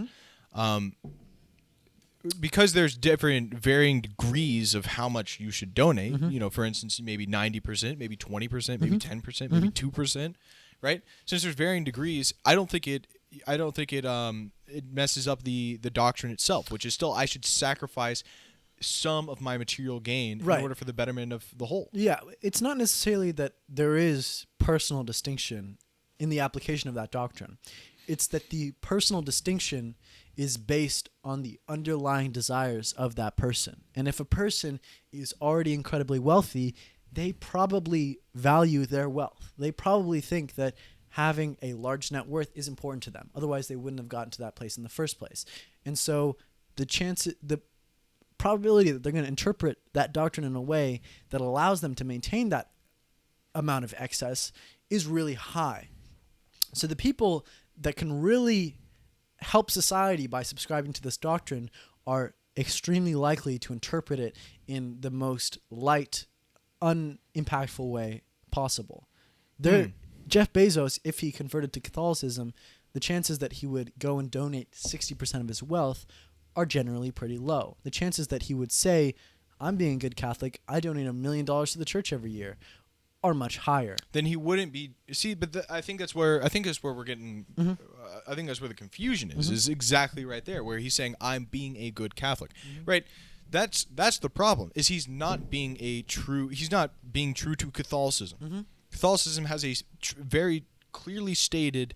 Here's the things that you can do that are good for your salvation, right? And by Jeff Bezos saying, well, you know, I'm being a good Catholic, I'm donating $1 million to charity, right? When $1 million is seriously like 0.001% It's of the his equivalent of us donating 20 cents. Exactly. It's like us flicking a nickel, right? Seriously that. So he's not being a good Catholic if he was doing that. Based on your interpretation. Not based on my interpretation, based on Catholicism as a whole, because Catholicism while Catholicism has different practices, their doctrine is exactly the same. What Catholic means is universal. Yeah. That's the word Catholic. It's universal, right? So that's the universality of the Catholic Church, is that the doctrine remains the same, and that while there are varying practices, such as the Latin Rite Church facing away from the people during Mass, and the Novus Ordo in the United States, where the priest faces the people, that's a different practice.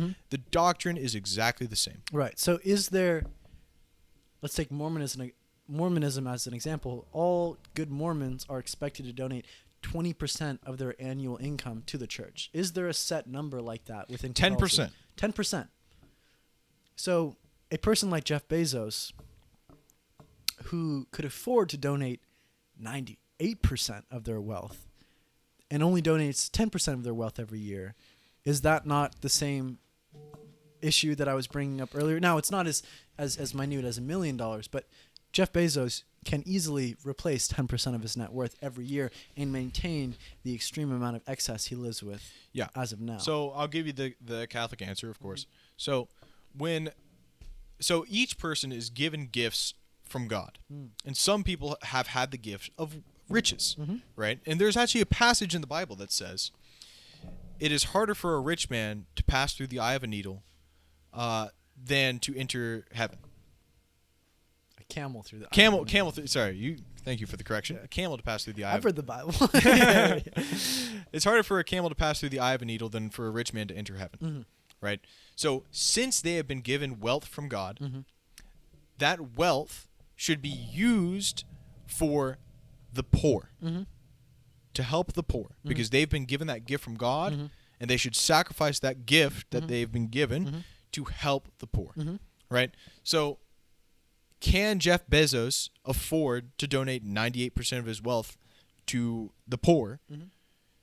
Yes, he certainly can. Am I the judge over how much Jeff Bezos donates? No, I'm not. See, the thing is, Jeff Bezos, if he believes Catholicism is true, the only person he needs to be accountable to is God himself, right? And so that's it.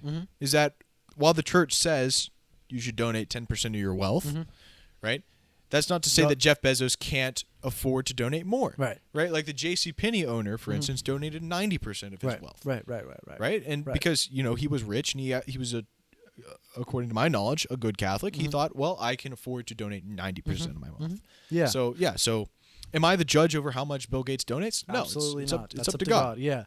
But once again, it sort of brings us back to the point I was making earlier, that Jeff Bezos' interpretation of God, if he has an underlying desire to accumulate an excess amount of wealth, his interpretation of God is probably going to lean in the direction of being less judgmental on the donation front and maybe more judgmental on, the adultery front, let's say. So Jeff Bezos might say, yeah, I donate 3% of my wealth, even 10% of my wealth every year, and God's fine with it. I talk to God, I pray, I go to mass, and God is cool with it, And I know that Catholics don't believe in a personal relationship with God, but if Jeff Bezos Well, has... wait. No, Yeah, no, Catholics do. Catholics do. Right, but you can't talk to God on your own. You got to talk through the priest, no? No, that's not true. You can Okay. talk to God. All right. Yeah, and the So church Jeff advocates Bezos for that. talks to God. God says, "It's chilling, Jeff. You donate 1%. You're good."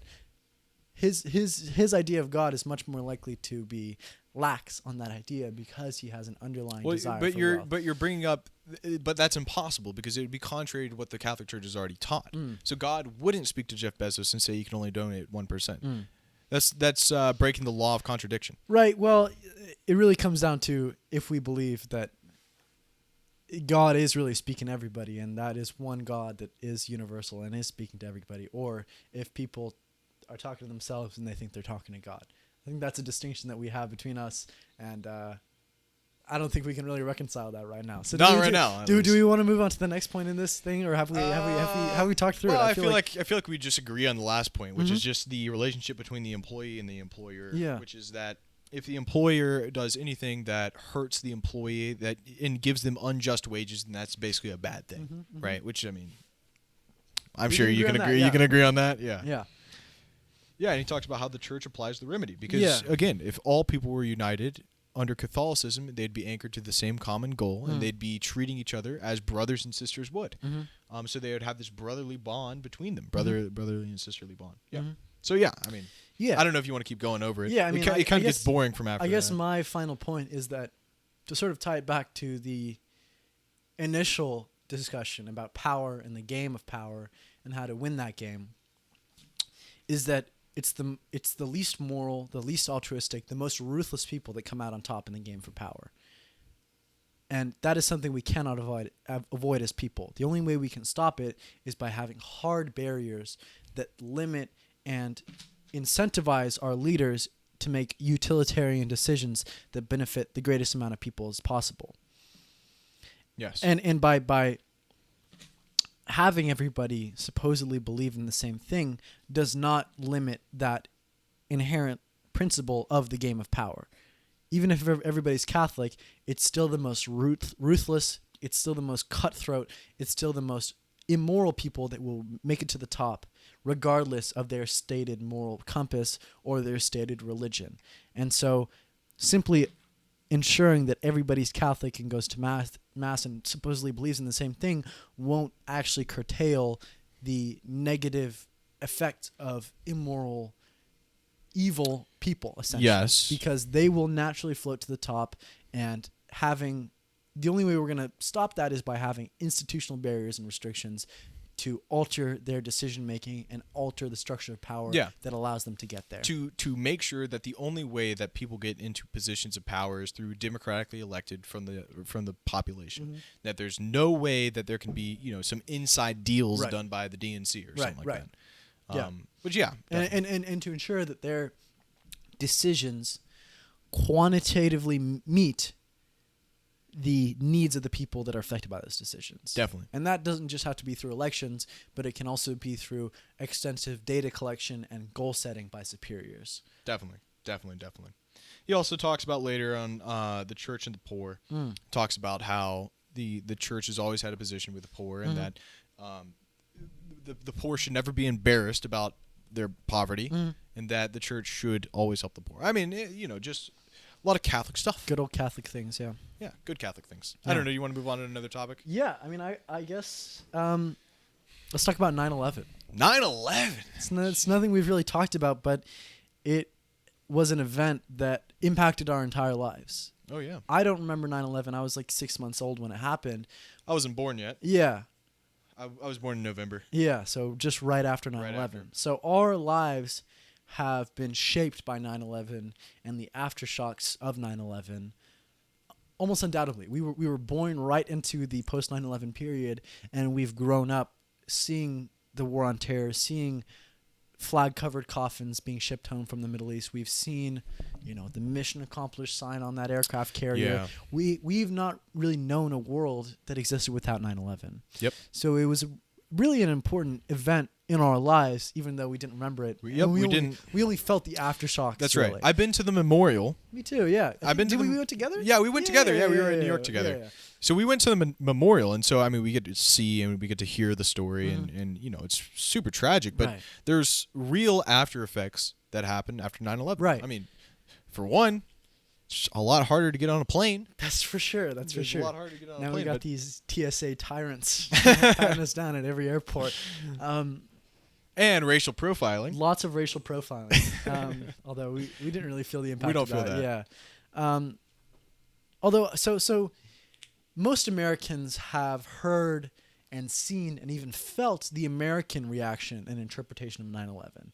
And to sort of briefly summarize it from my perspective, it was that Al-Qaeda and Osama bin Laden were evil anti-American terrorists that were bent on the destruction of America, and they did so by destroying these two buildings in New York. They flew planes into them, and they slaughtered 3,000 Americans, innocent Americans, just because they're evil. They're just plain evil, and everything and anyone connected to them, even by 10 degrees of separation, should feel our revenge. They hurt America, and we're going to hurt them back. Yeah. Is that a good way to summarize it? I mean, Yeah. Well, okay. Yeah, but that was. I mean, look, man. not all Americans felt that way. There were plenty of Americans that didn't have the Islamophobic reaction that many other Americans did. Plenty of people saw that Al-Qaeda is not at all representative of Islam as a whole, and Osama bin Laden is not representative of Muslims Yeah, and as a not whole. all Muslims are evil. By far. By far. However, a lot of Americans did have that reaction. A lot of Americans did have a Islamophobic, vengeful reaction where they said, you hurt us, we're going to hurt you. And that meant invading Iraq, and that meant invading Afghanistan and murdering over 400,000 unarmed civilians. And there was also conspiracy theorists as well. Right. Bush did it. Gore did it. Yeah. All the good stuff, right? But we'll set those nut We'll set jobs those aside. for now. Although Alex Jones. although once we're done talking about this, I want to give another little 9/11 segment that I think is a reasonably rational conspiracy theory. All right. Okay. So we've heard the American perspective, we've felt the American perspective, and then we've seen the American perspective. What I want to look at is 9/11 through the perspective of Al-Qaeda and Osama bin Laden. Now, in doing so, we're going to commit some logical fallacies. We can't assign intent on action. I don't know what Osama bin Laden was thinking. I don't know what his intentions were. But in order to progress with this discussion, let's agree on some premises. Sure. And I'd also like to mention that there was certainly intent given or placed by, the American population and definitely the American politicians that their intent was purely malicious. Purely malicious, right? And the impact of their actions was vile, and it was unexcusable. Certainly. And it cruel, certainly killed horrible. 3,000 3,000 people did not deserve to die. Absolutely. Just given that preface, because Yeah, we're going to because- talk about yeah. it from Osama bin Laden's perspective. We are not Al-Qaeda sympathizers. Absolutely not. Absolutely not. We will make sure that the foundation is laid. Just so you don't just turn this off right now. Um, I'm not a kind of sympathizer. honest. Let's just move aside. Yeah. So, to me, it seems like one of the main goals of Al-Qaeda and Osama bin Laden was the radicalization of thousands of young Muslims across the Middle East. And it seemed like Osama bin Laden recognized that he and his organization were not able to achieve that goal themselves. They were a ragtag group of fighters living in the mountains of Afghanistan, and they did not have the power or resources to radicalize thousands of young Muslims across the Middle East, which was their ultimate goal. Maybe. I don't know, but it seems that way to me. Yeah. That their ultimate goal was to radicalize young Muslims and Fire him up. fire them up and get them to fight for the cause of true Islam as interpreted by Wahhabist Islam, the way Osama bin Laden interpreted it. Yeah, because capitalism, right, is a threat to theocracy. Right. Western capitalism, America and its allies were a direct threat to Wahhabist theocracy in the Middle East, and Osama bin Laden wanted to radicalize young people to fight against the great Satan known as America. Yes. He couldn't do that himself. He couldn't radicalize people in Iraq. He couldn't radicalize people in Syria. He couldn't radicalize people in Saudi Arabia because people were relatively happy with their lives. People just lived their lives. They just wanted to see their families happy. They just wanted to work their jobs, just go buy food at the market and live their lives. However, he knew that there was one power that had the ability to radicalize all of those young people. And we're sitting in it right now. It's America, baby. Mm-hmm. So he saw that in order to radicalize all these young people, he needed to strike America in such a humiliating and devastating way that America would be forced to respond.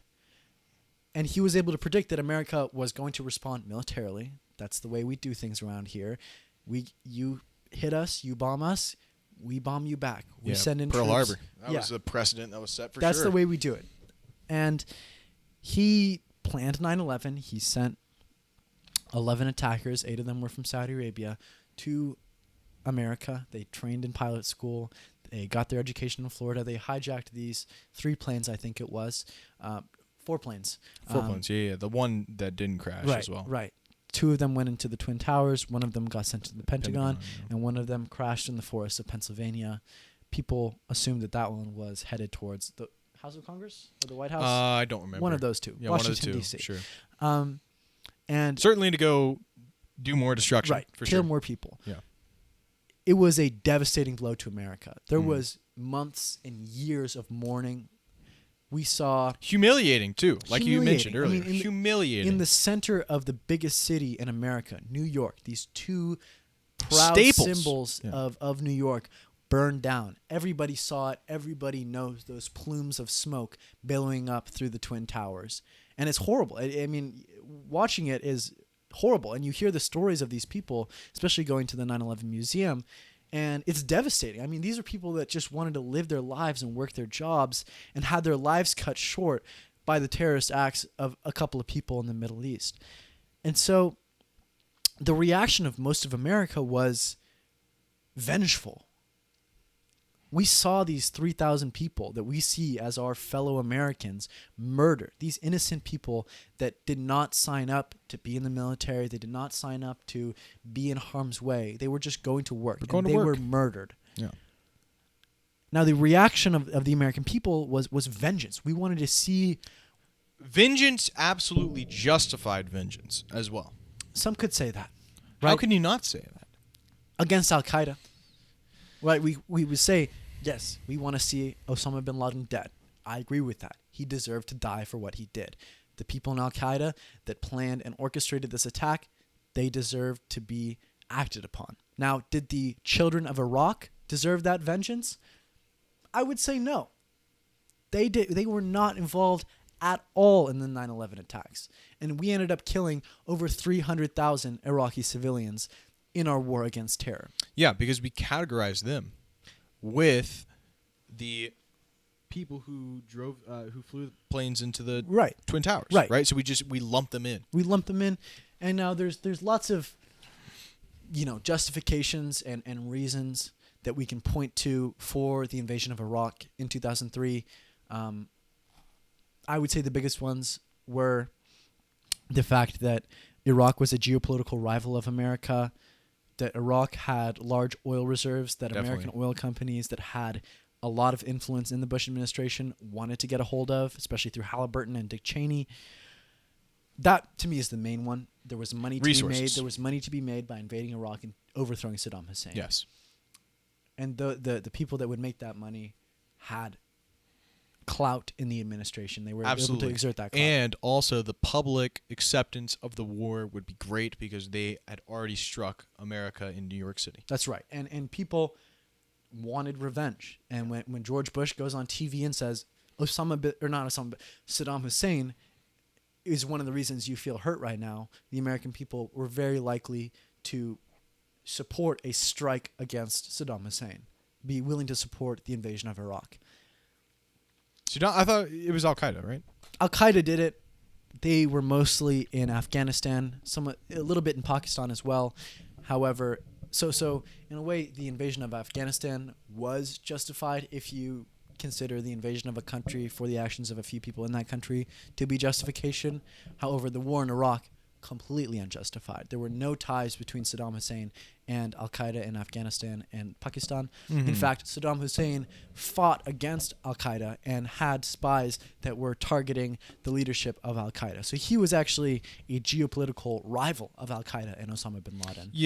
And Saudi Arabia, which was the main backer of Al Qaeda. So if we wanted to strike against the states that supported Al Qaeda, supported their ideology, and supported them materially, that essentially enabled them to make that attack, we would have invaded Afghanistan and Saudi Arabia. Yeah, but we went into Iraq. We went into Iraq instead, and we mainly because they had maintained a more strong resources. alliance with Saudi Arabia, Sure. because they're our buddies, and it doesn't matter if most of the terrorists were from Saudi Arabia, and most of the funds that funded Al Qaeda came from Saudi Arabia, and the ideology that was perpetrated by Al Qaeda was the state ideology of Saudi Arabia. It's super confusing to me It's still. it's very confusing, and there's so many different sects of Islam that it gets very muddled, especially in Iraq, where there's 3 different types of Islam and lots of different ethnic groups. It gets real complicated. And we're talking about it from the American perspective. Let's get back to the perspective of Osama bin Laden and Al Qaeda. He wanted to radicalize young Muslims all over the Middle East For what purpose? to engage in jihad, to fight against Western imperialism, to fight against the false Islam that he saw all across the Middle East. These secularized governments who claim to be Muslim yet interpreted the Quran in a dishonest way. Regimes like Bashar al-Assad in Syria, regimes like Saddam Hussein in Iraq, regimes like the Islamic Republic in Iran. All of those regimes, Saddam Hussein wanted to, or not, I keep on mixing up Saddam Hussein and Osama bin Laden. Osama bin Laden wanted to see them toppled, and he knew that Al Qaeda, as it was, did not have the power or resources or manpower even to do those. So he needed to bolster the ranks of jihadists all across the Middle East in order to achieve that goal. Now, once again, I'm assigning intent on action. I don't know what he was thinking. However, from the outside, that seemed It's supposed like intent. it was his goal. Yes. And his actions in achieving that goal were extremely successful. He knew that America would react to the 9/11 attacks the way we did. And our reaction radicalized thousands and thousands of young Muslims across the Middle East. And what was the result of that? The invasion of Iraq and the invasion of Afghanistan? ISIS, the Islamic State. Yeah. Without the invasion of Iraq, ISIS would not exist as it does today. Or now it's largely been conquered, but it would not have existed as it It's also did important at to its peak. mention. It's also important to Yeah, mention go that Russia was involved in backing the rebels and the jihadists who had surged because of 9/11. They were also providing weapons. I would say not as much. I think All they did was provide the resources to fight against America. they backed Bashar al-Assad in Syria, who is their ally, and also the Islamic Republic of Iran. They're also allies with the Russians. And so once again, it gets real complicated. Yeah, when I'm we're talking still. about the Yeah, I was politics about of to the say I'm Middle still a East. little confused. So the rebels, the Syrian civil war popped off in about 2007, 2005, somewhere in there, early 2000s. And it has been going until this day. Syria has been mired in civil war for an extremely long time. The Syrian people have suffered immensely, and it's because the Bashar al-Assad regime has been backed by Russia, as you said. And the rebel forces have been backed by the geopolitical rivals of Russia, namely America and Turkey, who are backing these rebels to allow them to engage in that fight against Bashar al-Assad. Now, it has been going on for an extremely long time, and the most successful rebels land-wise have been the YPG, which are a group of Kurdish fighters located in eastern Syria that have established a state called Rojava, which is a really, really interesting state if you want to look into it. They're socialist, and they're pan-ethnic, pan-religious, secular state established on Marxist principles essentially. So really interesting state that's popped up in eastern Syria. However, it's largely been taken down in the past 6 months by Turkey and Turkish-backed militias because of America's withdrawal of troops on the ground from that part of Syria. Because Turkey was so confusing. Turkey was worried about attacking that area of Syria because they thought that they might inadvertently kill American troops or harm American interests, bringing them into conflict with the biggest military power in the world. However, once America, under the Trump administration, agreed to withdraw troops from that area of Syria, Turkey immediately invaded because the Turkish state sees Kurds as an enemy to the Turkish state because there is a significant Kurdish minority in the southeastern portion of Turkey that want independence. So any independent Kurdish state in the area, Turkey sees as a threat to Turkey and are ready to invade and push out at all costs. So they did so in eastern Syria. And also they're communists too, right? Yeah, but mostly they're Kurdish, and that's the big issue for the Turks, is that they're Kurdish, and the Turkish state, at least, doesn't like Kurds, and especially not independent Kurds with their own state. So let's bring it back to ISIS. Back to 2016. ISIS initially started, and we've gotten off track from 9/11. I sort of made my main point that America's reaction to the 9/11 attacks helped Osama bin Laden achieve his goal of radicalizing thousands of young Muslims. And if we had reacted in a different way, we would have actually stopped him from achieving that goal. So in a way, we played right into his game. We did exactly what he thought we were going to do. And we caused the horrible, horrible caliphate that we now call ISIS. Without us and without the 2003 invasion, it would have been impossible. Now let me explain why that is. After the fall of the Saddam Hussein regime, America installed a puppet government. We installed a quote-unquote parliamentary democracy where people had a vote, and there was a myriad of political parties that ran for that vote, and there was a parliament that elected a prime minister. However, one of the key decisions that the American coalition made that would lead to the dysfunction that we see in the Iraqi government today was the elimination of all Baathists out of the government. Now, the Ba'athist Party was Saddam Hussein's political party, and almost everybody in Saddam Hussein's government was required to be a member of the Ba'athist Party. So the people that had the experience of ruling Iraq for over 3 decades were all ousted from the government. They were all kicked out, and they weren't allowed to serve in the government. So all of the people that knew how to run Iraq were kicked out. And not only that, but everybody in Saddam Hussein's army was fired. Every single person that was a soldier for Saddam Hussein was no longer employed and didn't receive a salary from the new Iraqi state. Now, what did that result in? Well, it resulted in thousands and thousands of skilled Iraqi bureaucrats, stateless and aimless. They didn't have anybody to work for, and they had a desire for power. They want to get their position back. They want to continue to work in Iraq, and they want to continue to maintain their power the way they did under Saddam Hussein. And not only that, but you had thousands and thousands and thousands of soldiers that were trained to fight, that were armed to fight, without any sort of salary. Now, what do these soldiers do? A time bomb waiting to blow up. What do these soldiers do? Well, now all of a sudden, their bosses, the generals that have been fired, and the bureaucrats that used to give them commands, say, hey, let's join the insurgency. Let's push against the American coalition that now rules Iraq, and let's try to push them out of power. And that's what resulted in the massive insurgency that you saw in Iraq in the early 2000s. And more American soldiers died in that period after the war than during the war itself, because there were IEDs all over Iraq. All of these soldiers were geared and trained and set on the course of destroying America and ending the American occupation of their country. Yeah. Now, why did Sunni jihadists, Sunni radicals, end up rising to power the way they did? It's because of the successor government to Saddam Hussein.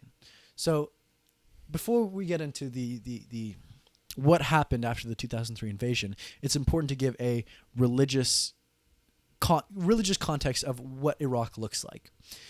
So, Iraq can essentially be divided into three parts. There's the Kurdish part in the north, Iraqi Kurdistan, which is a semi-autonomous group, or a semi-autonomous region where Kurds have a degree of autonomy. They fly their own flag. They don't fly the Iraqi flag. They have their own military called the Peshmerga, and they rule relatively independently. Now, are they part of Iraq officially? Yes. No country recognizes Iraqi Kurdistan as an independent country.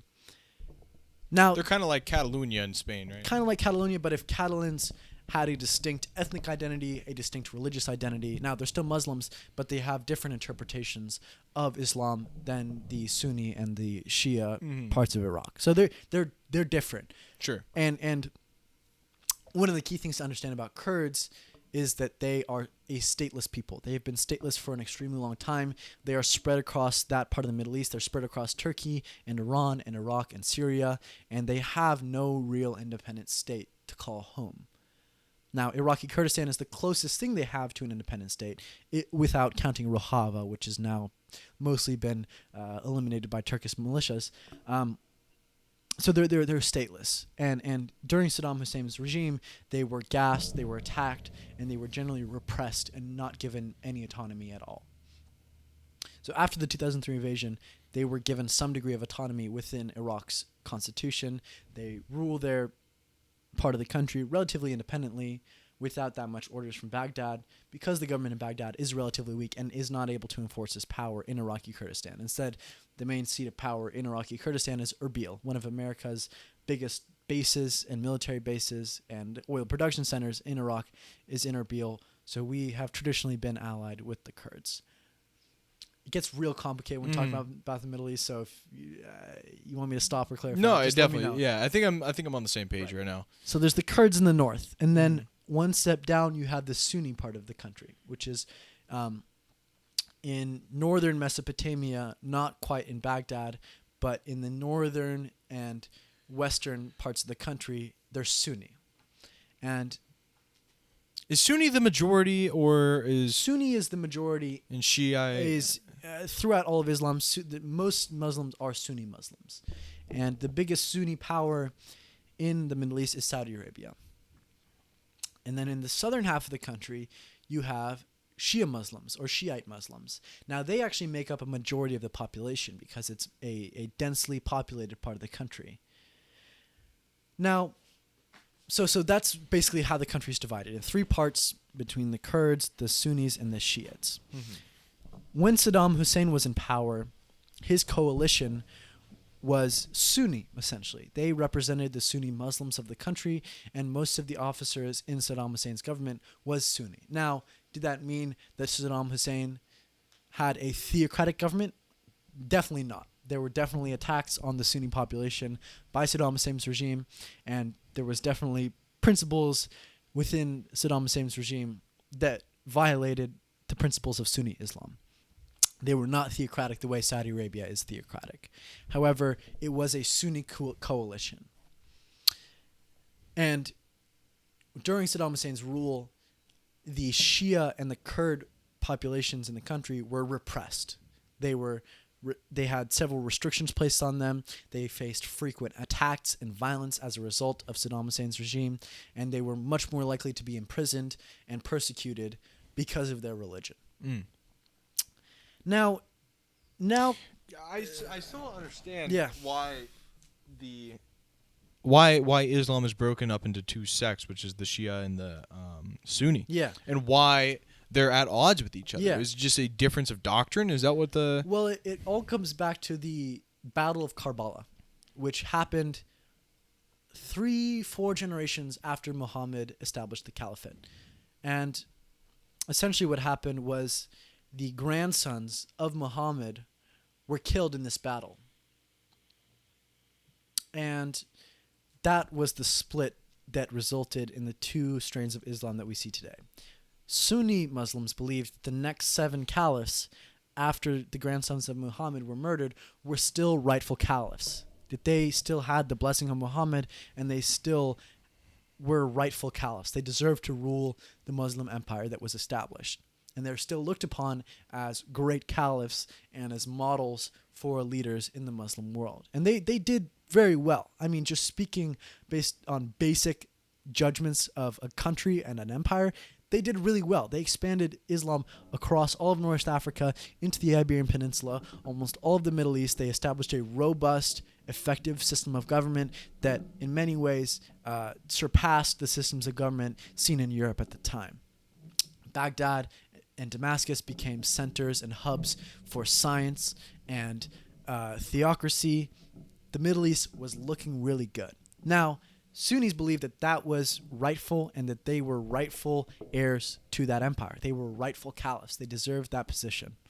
And we recognize them as rightful caliphs. Shia Muslims or Shiite Muslims, on the other hand, see that no, the only rightful caliphs have to be descended directly from Muhammad. And once his grandsons were killed in the Battle of Karbala, there were no more rightful caliphs. And so the 7 caliphs that followed were not rightful caliphs. So for most... So there was a broken lineage. There was a broken lineage, and they saw that after that, there's no more rightful caliphs. Now, people can rule in the name of Muhammad, yet they cannot claim the title of caliph in Shia Islam. So the title of caliph is, I am a descendant of Muhammad's. I rule the Muslim empire. I rule the Muslim kingdom. So ISIS supposedly established a caliphate. Their country was a truly Islamic country. Now, and the Sultan of the Ottoman Empire also called himself a caliph. He said that I rule the true Muslim country, and I am, and all Muslims in the world should look to me for leadership. Sort of the way all Catholics look to the Pope for leadership. Yeah, well, the Pope. Yeah, but the Pope has an unbroken lineage. There right? is distinction there. Yeah, there is certainly, distinction. Certainly. So that is the split between Sunni and Shia Islam. Now, they have become extremely different. Like, the doctrines have evolved into different areas Changed. since then. Sure. I would say that Sunni Islam if we want to draw parallels between Catholicism or Christianity and Islam, Sunni Islam closely resembles Catholicism because it was the religion of the institution that ruled the area at the time, right? So Sunni Muslims believed in the power and the right of the leader of the religion, the caliph or the pope, as opposed to Shia Muslims or Protestants that said that's not our leader. That's not our leader. They don't speak for us. Yeah. So and the religions are very similar in their doctrines as well, though. Many very very similar. Yeah, they both have they both have the Virgin Mary. For instance. Yeah, definitely. I mean, Jesus is a prophet within Islam. Anyway, back to the Middle East. It's so complicated. Yeah. So. Thanks for clarifying that. No problem, man. I had always. I'm sure I butchered it, and I'm sure real Islamic scholars will find tons of things wrong with my explanation. But that's the way I learned it. That's the way I learned it, and that's the way I interpret it now. Mm-hmm. I'm sure I said plenty of things wrong. Please don't crucify me. Back to the Middle East. Yeah. So Saddam Hussein had a Sunni coalition, and most of the leaders in his government were Sunnis, and as a result, the Shia majority of the country were repressed. They faced violence, they faced prosecution, and they were generally unhappy during Saddam Hussein's rule. And the person and the coalition that America backed after the 2003 invasion was a man named Maliki. He lived in exile for 20 years prior to becoming the prime minister because he was a leader in a prominent Shia opposition party. So one of the main opponents to Saddam Hussein's Ba'athist Party was this Shia opposition party that had lots of ties to Iran. Now, after Maliki was given power as prime minister, now, once again, I can't place intent on action, but it seemed like his ruling coalition was bent on vengeance. That's what they wanted, and that's what they did. They punished the Sunni minority the same way Saddam Hussein punished the Shia majority in Iraq in almost exactly the same ways. Sunni protesters were shot down by the army. They were pulled out of their homes. They were thrown in prison. They generally faced the same type of persecution that Shia Muslims faced under Saddam Hussein. So it seemed like the intent of the Maliki government was to push back against the oppression they faced by the Sunni minority the same way the Sunni minority oppressed them, if that makes sense. They were giving them a taste of their own medicine, essentially. Yeah. And it looked horrible, and it resulted in... Sure. And didn't just look horrible. So once they got their horrible. position of power, they used that position to say, you hurt us, I'm going to hurt you now. Exactly. In the same way. We're going to use the same strategies, and we're going to use the same structures of power, except we just flipped the religious group that is at the end of the gun. Yeah. This has happened many times in history too. When the winners take that position and hurt the losers after they've won, especially if the losers had been hurting the winners for a long period of time. Definitely, you get this pent up sense of revenge, and you want to hurt the people that seem to be hurting you. And what actually happens is that innocent people get hurt in that crossfire. Yeah. So that provided the background for ISIS. The vengeance that was sought against the Sunni minority within Iraq. Now, all of a sudden, there's all of these dispossessed members of the Ba'athist Party who are mostly Sunni. There's all of these dispossessed members of the army, these soldiers who are trained and armed that are being hurt. They're seeing their families being shot down for protesting. They're seeing bombs go off in their neighborhood. And what are they going to do? Well, now all of a sudden, these charismatic young people, what's his name? I'm blanking on the leader of ISIS. But now all of a sudden he comes in and he promises, we're going to push back against the coalition. We're going to push back against the Shia Muslims that are oppressing you and killing your families. And we're going to push back against the American coalition that destroyed your country. Yeah. And you have all of these dispossessed young men that have guns and are ready to fight, that see this leader that is giving them what they want to do. And of course they go and join them. Yeah. They go and join them. And their ranks explode. Oh, yeah. And they push across the border into Syria, where there's already tons of chaos and there's a vacuum of power. They take the Syrian oil fields. They push back into Iraq. They take Mosul. And throughout that entire process, the Iraqi army, the Maliki government, is simply crumbling under this pressure because they're not paid well, they're not trained well, and yet they're equipped with top-notch American military equipment. So throughout this process of expansion, ISIS is capturing American Humvees, American mortars, American rocket launchers, American tanks, and they're arming themselves from the fleeing Iraqi government. And in fact, they push so far that they take over most of eastern Syria and they take over most of western Iraq, and they're almost in Baghdad. In fact, they're at the outskirts of Baghdad, pushing and firing. And at this point, the national Iraqi government is completely inept. They're not able to stop ISIS. And so the U.S. government and the coalition turn to local governments. They turn to the Kurdish Peshmerga, the independent army and the independent militia of Kurdistan, to push against ISIS in the north and in Syria.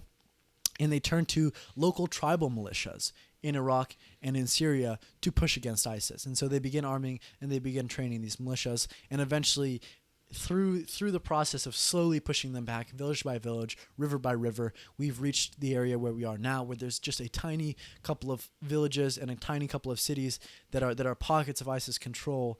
Yet what we've done now is we've simply eliminated the physical caliphate. Yet there are still thousands and thousands of radicalized young jihadists who are still willing to fight for this cause, yet they don't have a physical place to fight. Yeah, so fight they're for. somewhat uncentralized. Well, I mean, leadership is definitely decentralized now. We've killed the leader of ISIS, yet the threat remains, and in fact, it may actually pose a greater threat to the Western people living in America and Europe themselves, because now that these young jihadists don't have land to fight for in the Middle East, and they still have the same goal of achieving a caliphate, they're probably going to follow in the footsteps of other jihadists in the past. So they're going to continue to strike American cities and European cities because they don't have Raqqa to fight for and they don't have Mosul to defend. They're still going to continue to fight, but they're going to take it outside of the Middle East and bring it to where we are now. So I'm a little bit confused still about the motivation. Mm-hmm. Is the motivation difference of ideology, Mm-hmm. or is it vengeance Mm-hmm. on the people that hurt them previously, or is it a mixture of both of those? I would say it's definitely a mixture. I mean, there is ideological distinctions between Shia Islam and Sunni Islam. However, the distinctions are not so drastic that people are willing to take up arms and kill each other over it. It's more sectarian violence. Of everybody I know is Sunni, all my friends are Sunni, all my family is Sunni. That's what I know, that's what I believe. I'm a Sunni at heart. Now, do I consider Shia Islam? Have I looked at the doctrines? Have I looked at the tenets? Have I logically considered that alternative? Probably not. Now, I know I can't speak for everybody, but probably not. But I know that the militia that came and killed my uncle when he was protesting against the coalition government, they were Shia, and I know that.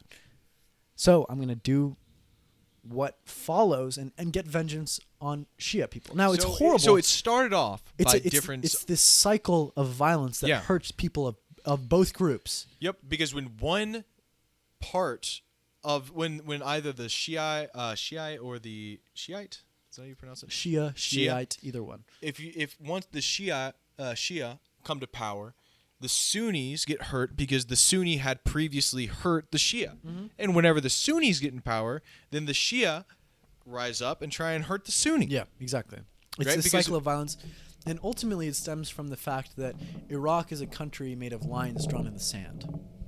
Iraq was not a country that was established based on ethnic identity or prior national identity. It was simply based on the Sykes-Picot Agreement between France and England, where France said, all right, we'll get Libya and Syria here, we'll draw this line in the sand, and Great Britain, you get Iraq and Kuwait. So the Jordan. borders are also not clearly defined? Well, they're clearly defined at this point. And there is national identity that has arisen since the establishment of these independent nations. However, the foundation that these nations were built upon are not strong foundations.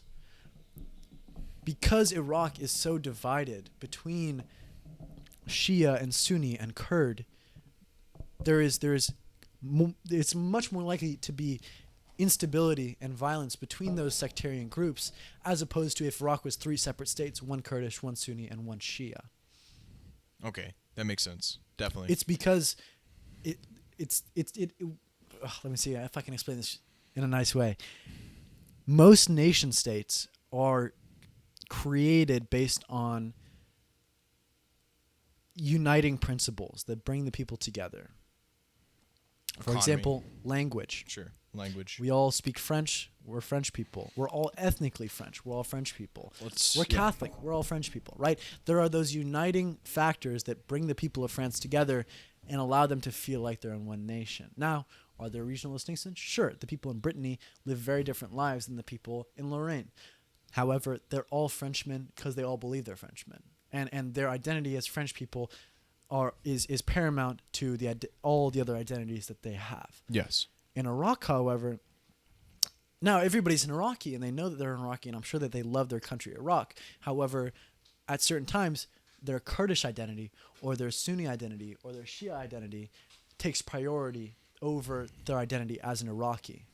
So they're not necessarily loyal to the country. Yeah. As they're probably more loyal to their like you said, their families, religious backgrounds, Mhm. whether it Yeah. be Sunni or Shia or Yeah. whatever. Well, I think loyal is a tricky word because it has a positive connotation, right? That you should be loyal, and that's Yeah, good. yeah, It's good to yeah. be loyal to your country.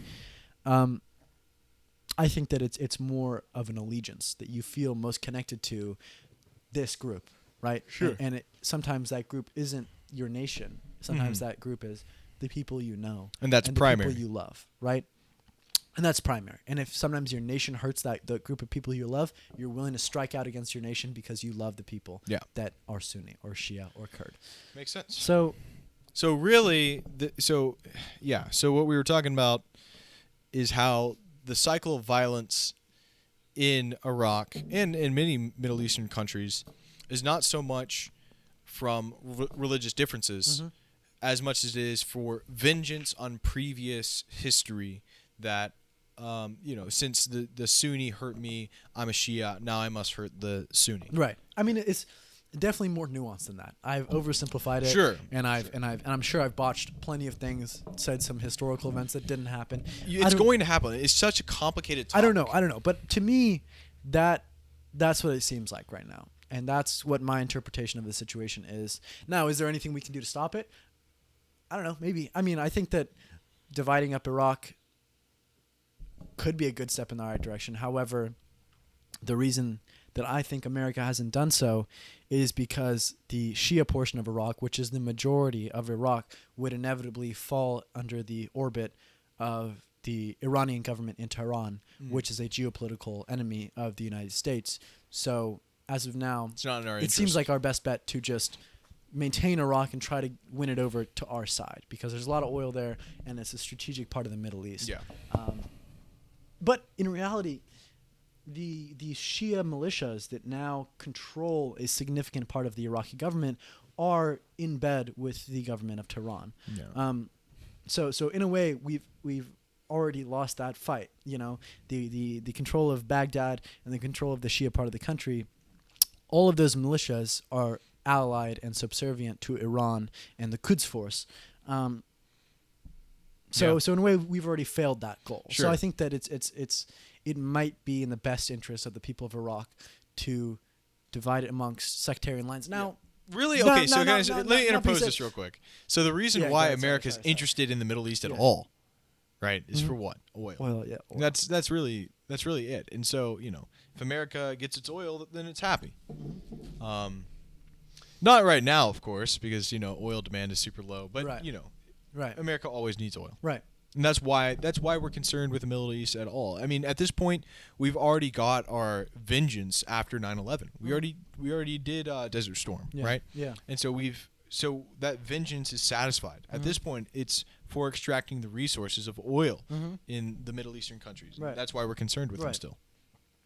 So on that topic of oil, let me pose you a question and see if the security perspective of oil would actually justify environmental policy within the U.S.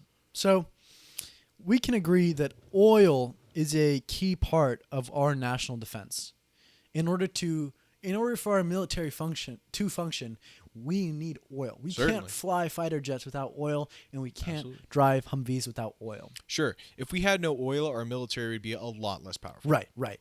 So there's a couple of extrapolations that I'd like to make off of that idea.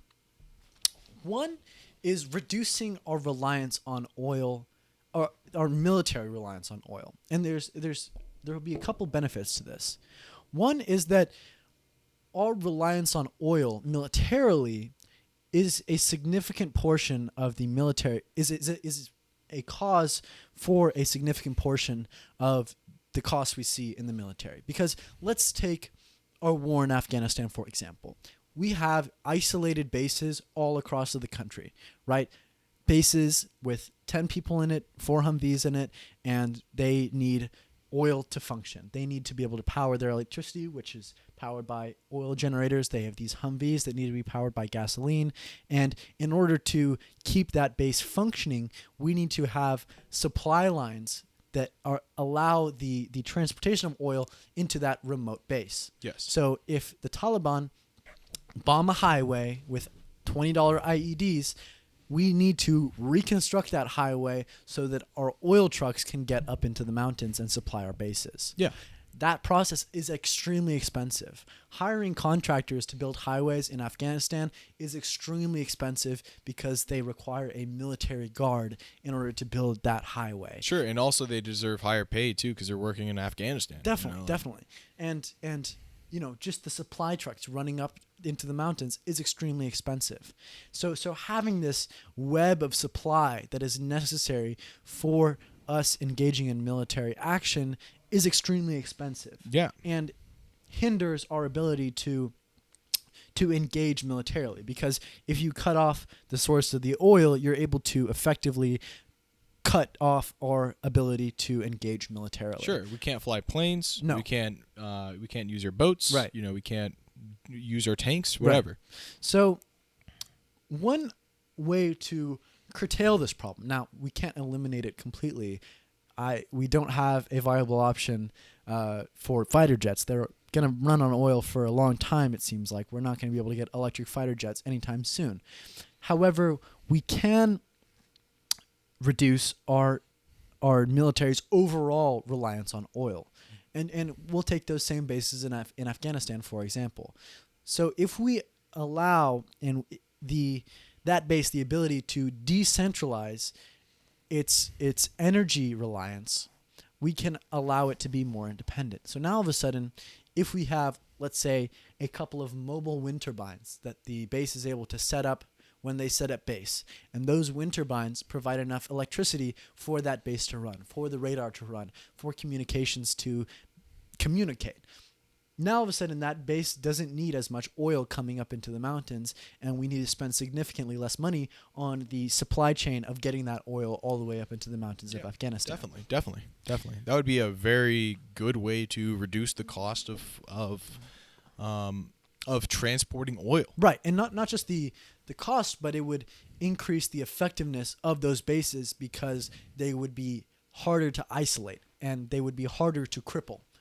Yes, right? Definitely. Because right now, if they were producing their own energy on the base, then they wouldn't be dependent on receiving energy from other places. That's right. It would just strengthen the overall the base itself. Definitely.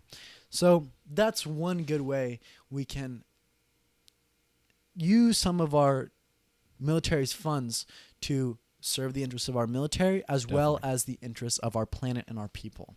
Because using less oil is a good thing. We can agree. Can we agree on that? That's a good premise? Yes, I can agree on that for sure. The less oil, the less diesel used, the better. Yep. Now, another reason for reducing our military's and our country's use of oil as a whole is that oil is a limited resource. Yes. So if our military is reliant on oil, and oil is a key ingredient in us fighting a war, it would make sense to make sure that we have access to oil at all times as a matter of national security. Now, right now, we're pumping oil out of our country at an extremely fast rate. We don't have oil reservoirs the same way Saudi Arabia does, or Russia does, or Venezuela does. Once it's used up, it's over. It's over. Yeah. And in order for us to have... You got to find that oil in the Middle East. Exactly. Really. That's where we go to next. Exactly. Once we've finished, fracking our oil. Right. And our natural gas, right? Yeah, sure. It is going away quickly, and it is a limited resource that we have within our borders. Sure. If we want to maintain that strategic resource that allows us to fight wars without the help of any other country in the world, we need to immediately reduce oil production in the United States. Well, first off, we just need to immediately reduce oil production right now in our current situation. Situation. Definitely. We're pumping out oil still, right? And the reason why is because we can't turn off the pumps. Because if we turn off the pumps, 200,000 people become unemployed. Right. So just like that. We already have 28 million or something like that unemployed. I can't even remember. Something insane. 17.4% of the population unemployed. Right. So the continuation of the oil industry in America is detrimental to our national security. So in order to patch that hole that we have in our military, the reliance on oil, we can do those two things. Reduce the military's reliance on oil by investing in renewable energy sources for the military and reducing individual military units' reliance on oil, we can also reduce domestic oil production in order to maintain domestic oil as a resource for future military use. Can we agree on that? Absolutely. Right? Now comes up the issue of how can we make those policy changes, right? Well, the first one is happening to some degree. People in the Pentagon are seriously considering renewable energy as a key part in our military in the future because they see these same things. Yeah. Well, why hasn't it been done yet? Like I feel Yeah. that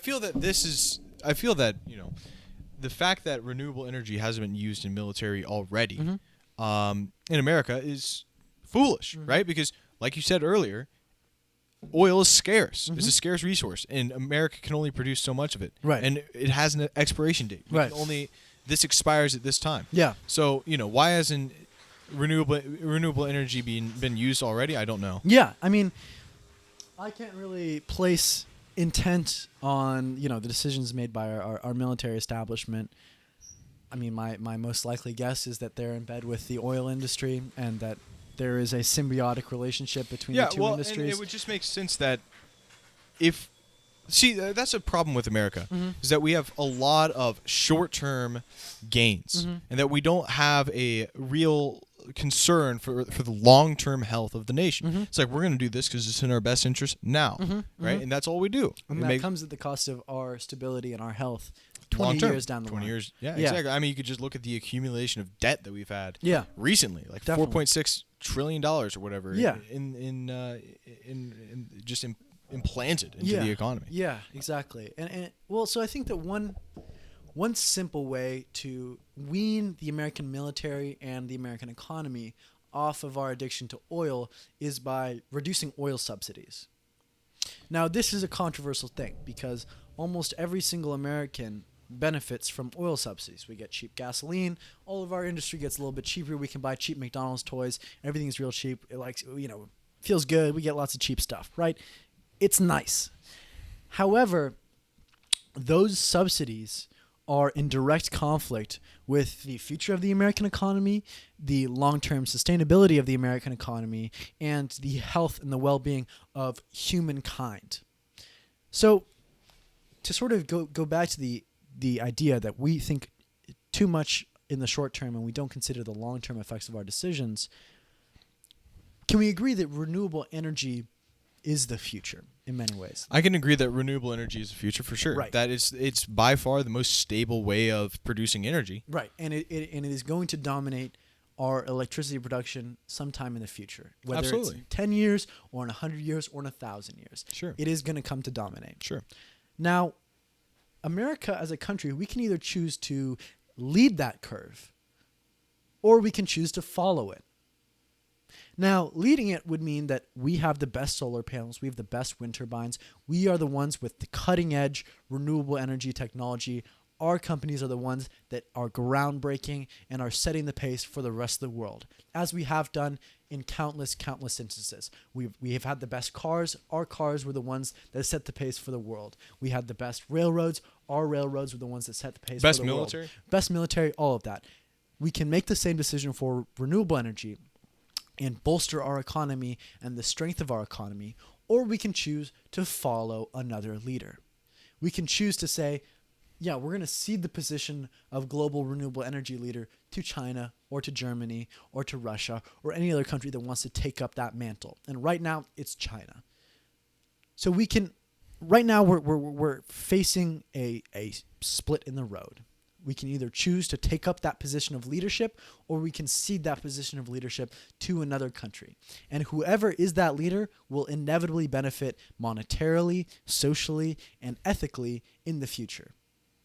So by cutting our subsidies for oil, we can guarantee a greater investment in renewable energy. There's a lot of problems. Not just on the energy front, but in the oil usage front. If the price of a good goes up, all firms, private and public, will naturally reduce their use of that good.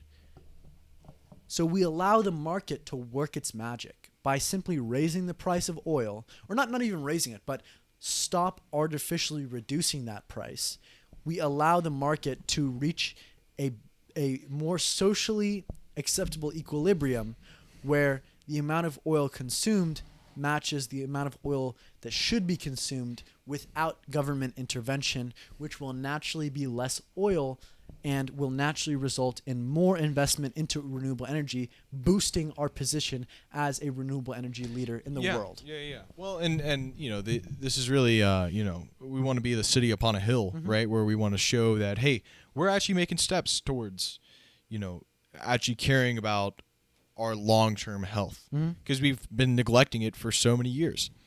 But there's a lot of problems with stopping the subsidies for oil, right? Number one is you got to go against those big oil companies, right? And those big oil companies are not going to lie down and let, renewable energy take its place like they haven't already. And they've shown strong resistance. Yeah. I mean, you know this. Your father's works in renewable energy. Yeah. I mean, the amount of I help. bet he complains so much about those oil companies. Yeah. I mean, the amount of help that a renewable energy company gets is nothing compared to the amount of help that an oil company gets. I mean, for sure. We have fought wars and killed hundreds of thousands of people on behalf of oil companies.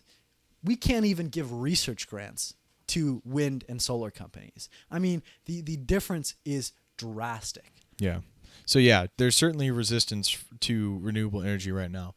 Now, one of the major problems, which is one reason why I think this is going to get delayed for so long, is if you reduce the subsidies given to oil companies, you ultimately increase the price of every single material good, right? Because every single material good is made with oil in some step of the process. Right. And so, the food is going to be more expensive. The toy and the Happy Meal. The Happy Meal is now going to be $10 instead of $5 or whatever. Not that much, probably. I don't know, but a couple of cents increase. Yeah. I don't know if it's. I don't think it would just be a couple cents. It depends on how drastically you reduce those subsidies. Now, right now, we give $10.7 billion a year to oil companies, either through tax breaks or direct payments. Sure, and what that does is it reduces the cost of all material goods for every consumer out there in America. Right. However, that cost is artificially reduced. It shouldn't be that low. Okay, if we to an allow extent, the free market to determine that price, it would be higher. Sure. And our usage of that product would coincide with that higher price. So the only way to concretely wean all of these industries off of this addictive drug, not drug, but oil, economic drug in a way. Economic drug, sure. Is by increasing its price. Now, you can try to implement pinpoint regulations that say, well, listen, you have to use less oil in your plastic and affect that specific industry. Or you could say, listen, you have to use higher grade gasoline in your shipping truck so that they use less gas, they get higher MPG. Or you can have a broad, simple legislation that incentivizes every single institution, every single firm that uses oil to use less oil. Now, does that mean cutting all oil subsidies in a quarter period, over the course of a month? Not necessarily. We can do it slowly. We can cut 10%, gradually, and then 20%, and then 30%. Sure. And we can announce to those firms that we're going to cut oil subsidies. If you want to avoid that massive price spike that is going to happen down the road, start investing in alternatives now. Renewable energy. In renewable energy. So what you're doing is you're allowing technology. the market to run its course, and if the market runs its course, then it will inevitably go to renewable energy because it is more cost effective, and ultimately it's a lot healthier long-term solution. Right. Like we have solar panels on our roof. It's like because we see that it's better economically. Right. We plan on living in this house for a while. We got solar panels installed. Yeah. It was an initial investment that was kind of expensive. Yeah. But over time, it's going to be cheaper. So yeah, I agree with that, and I'm all for renewable energy. I feel if something's cheaper, better, and more efficient, then that is what is going to get chosen. Right. That is how the marketplace works. Right. Now let me, if you don't mind talking about the same topic for a little bit longer, I want to look at the issue of oil consumption through the perspective of externalities.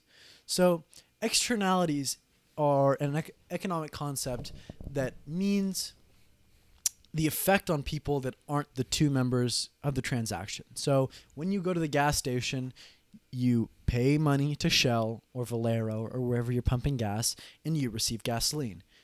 Those are the two parties that are engaging in a transaction.